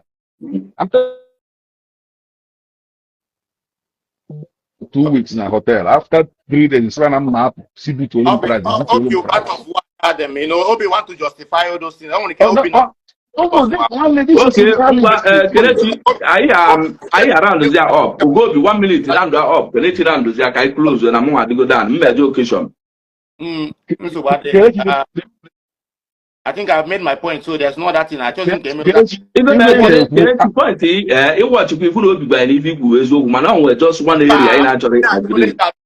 And even if you go back if you is you man area. Onye ka o ji adị ka ọ na point yes passive na angle anyị nwa na-eje ị ga-afụ na anyị nchara niile onye ọbụla make si point nke differently but at least gị nwa nọ na the side of Igbo ama na ihe enwe majority carries the vote because they nọ na side of Igbo native of Ọka kedu ihe ọ na-agụ almost comment na say non-native Obi Apple is a lie. So they were on your course. Obi Apple is a lie. I'm a little Oka can cook hotel no even serve even if we get well hotel if I go in at the hotel, if that's Tiger Jen or no one room again, always have a message connection. When I was in hotel money, where put enjoy, you know, in any condition. For the let me address this in just 2 minutes. But 2 minutes is too much. 1 minute, Kelechi, and I'm up one. I go. There's indeed a empty. Among network in a court, you can come close to the phone so that people will hear you well. A lot of factors to contribute to hotels and then the time a lot of Obi is recently now a lot of hotels are empty, you know. So the southeast of 2019, 2021, 2022, 2023, 2024 outweigh the southeast of before. And don't let things similar there like that. One, insecurities here. Two, a lot of guys now are in a hotel because of here and where they na abakari dot and bam abakari. So the issue in my question, we should not Nigeria. And he been na hotel to waja brimo. Say waja brand here now. If finish is getting money. You a woman can have more your job.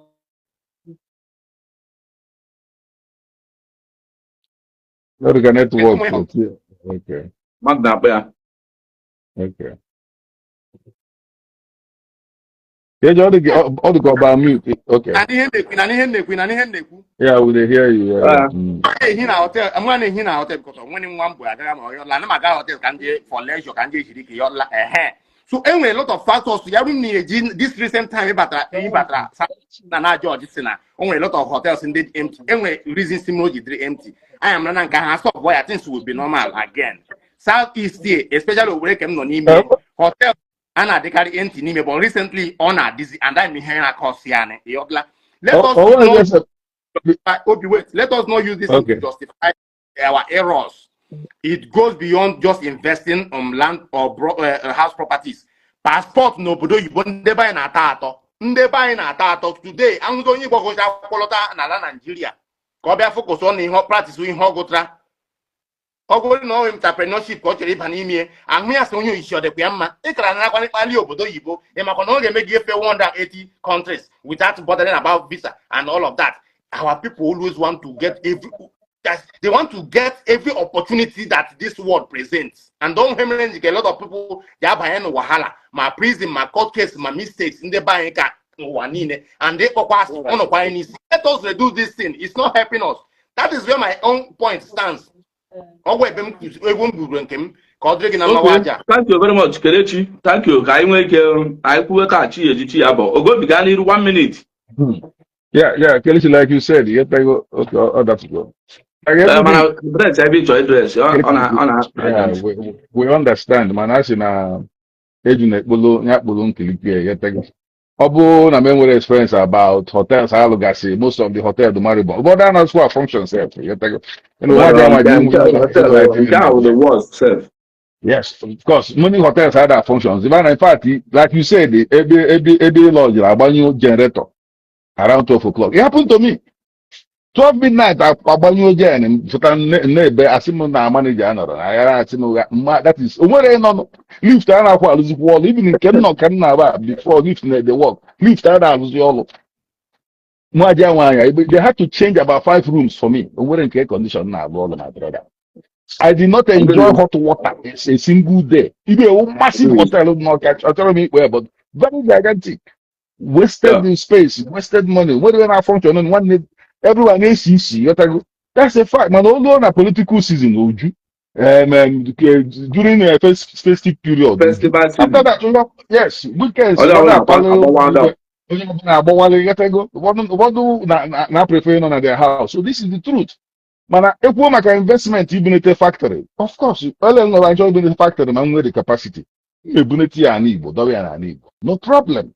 Because any goods in they produce, anybody can come from any part of the world. You have to go. Oh, don't I change which year as the things called them. I'm the reason why. Look, don't John and Maddy Buebo, no idea, Muban, lawyer by me, there's nothing wrong with them. I'm not my believe. Only program me last time in I see. Can you build the Bible communities? Ndị kone n'ụwa niile anyị amaghị anyị kone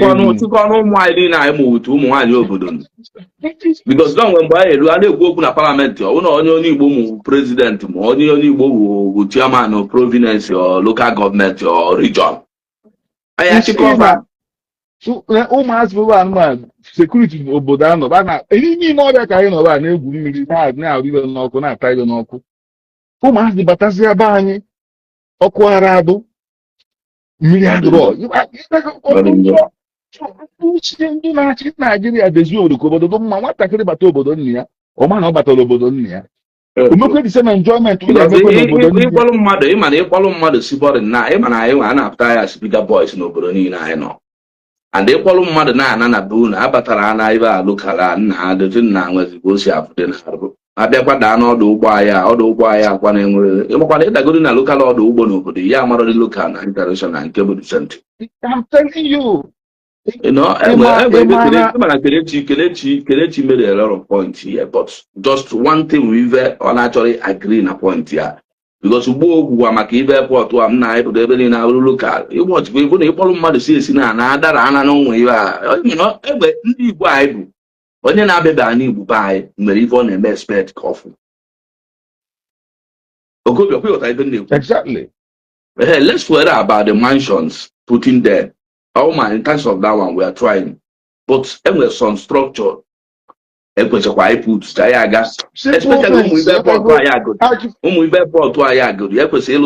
standard. Onye a na-abịa ka ọkụ ugbo ngidi na ibe anyị gbabụ ndị Igbo a na-atụ egwu obodo niile nna anọkọtazi anyị bakwazia n'ofu nwụọ si ebe a wakatara ime ọhịa agbaloko ya na-agba mmadụ.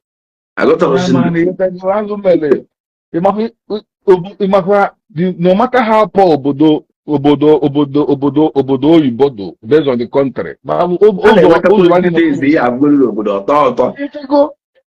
Ịmakwara ntọntọ steeti niile anyị nwere anyị kwesịghị organize nọ welu train station wee chọọ imepe anyị amụma nọ train ana agba na that is the problem. Ọ dị ebe na-agwa na anyị nwere onwe anyị I free. We can do whatever we want. Mgbe anyị agụrụ country on our own. Mana kịta anyị dị nọrọ with ndị otu otu anyị nọsi with ndị otu ikwukwe okwu ilu ebe a na Igbo by dispute when immediately without wasting time, you know. And ọzọ dịkwa ka ibia ụkọ echi wee zụkwa ụmụazụ ọ mụtara. Gọsụ nsogbu anyị na-enwe bụ na ụfọdụ na-asị na eji nwaanyị obodo wee gbara akwụkwọ.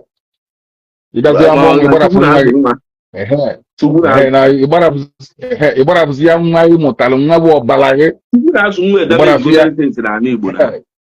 ije chọba ebe anyị edutekwa ebe anyị dugotekwa ya obodo mụwakwara gị nwa oribe ahụ na-ebekwa. So kedu ihe Daddy Freeze nna ọrụ onye ojii ka nna Daddy Freeze nwa. So Daddy Freeze wee example onye mamụ ya bụ onye ọcha maka ya duru nata be anyị nọkwa Naijiria na-anụkwa ebe anyị na-eme ihe niile gbasara be anyị. Ụfọdụ ụmụnna anyị na n'Igbo the difference bụ na mamụ ya chi from Romania, that is the difference. Mana nwunye ya zụrụ ya ka nwa nwaanyị na Naijiria ka onye Yoruba. Ọ ibe anyị na-ekwu maka ya onye mụtara ya sụọ. Ọ bụrụ ibe na ọ bụ nwaanyị ọcha mụtara gị nwa ma nwaanyị onye India ma nwaanyị onye Ghana dị afọ na abụrụ ọdị nwa Igbo ịrafụzi anya ijezie chọrọzi ya nwaanyị be anyị nke gụ na-arafụ zem language. Sotezie ọdọkwa mụgwakwa disem nwa ahụ kwa disem obodo ahụ asụọ gba the language bụ nwekwe the mentality ị na-agụ ya nata tomorrow na-akọ aja mbene. That is a fact. Ịghọtago ihe na-eme anyị chi anyị n'aka bụ ndị Igbo.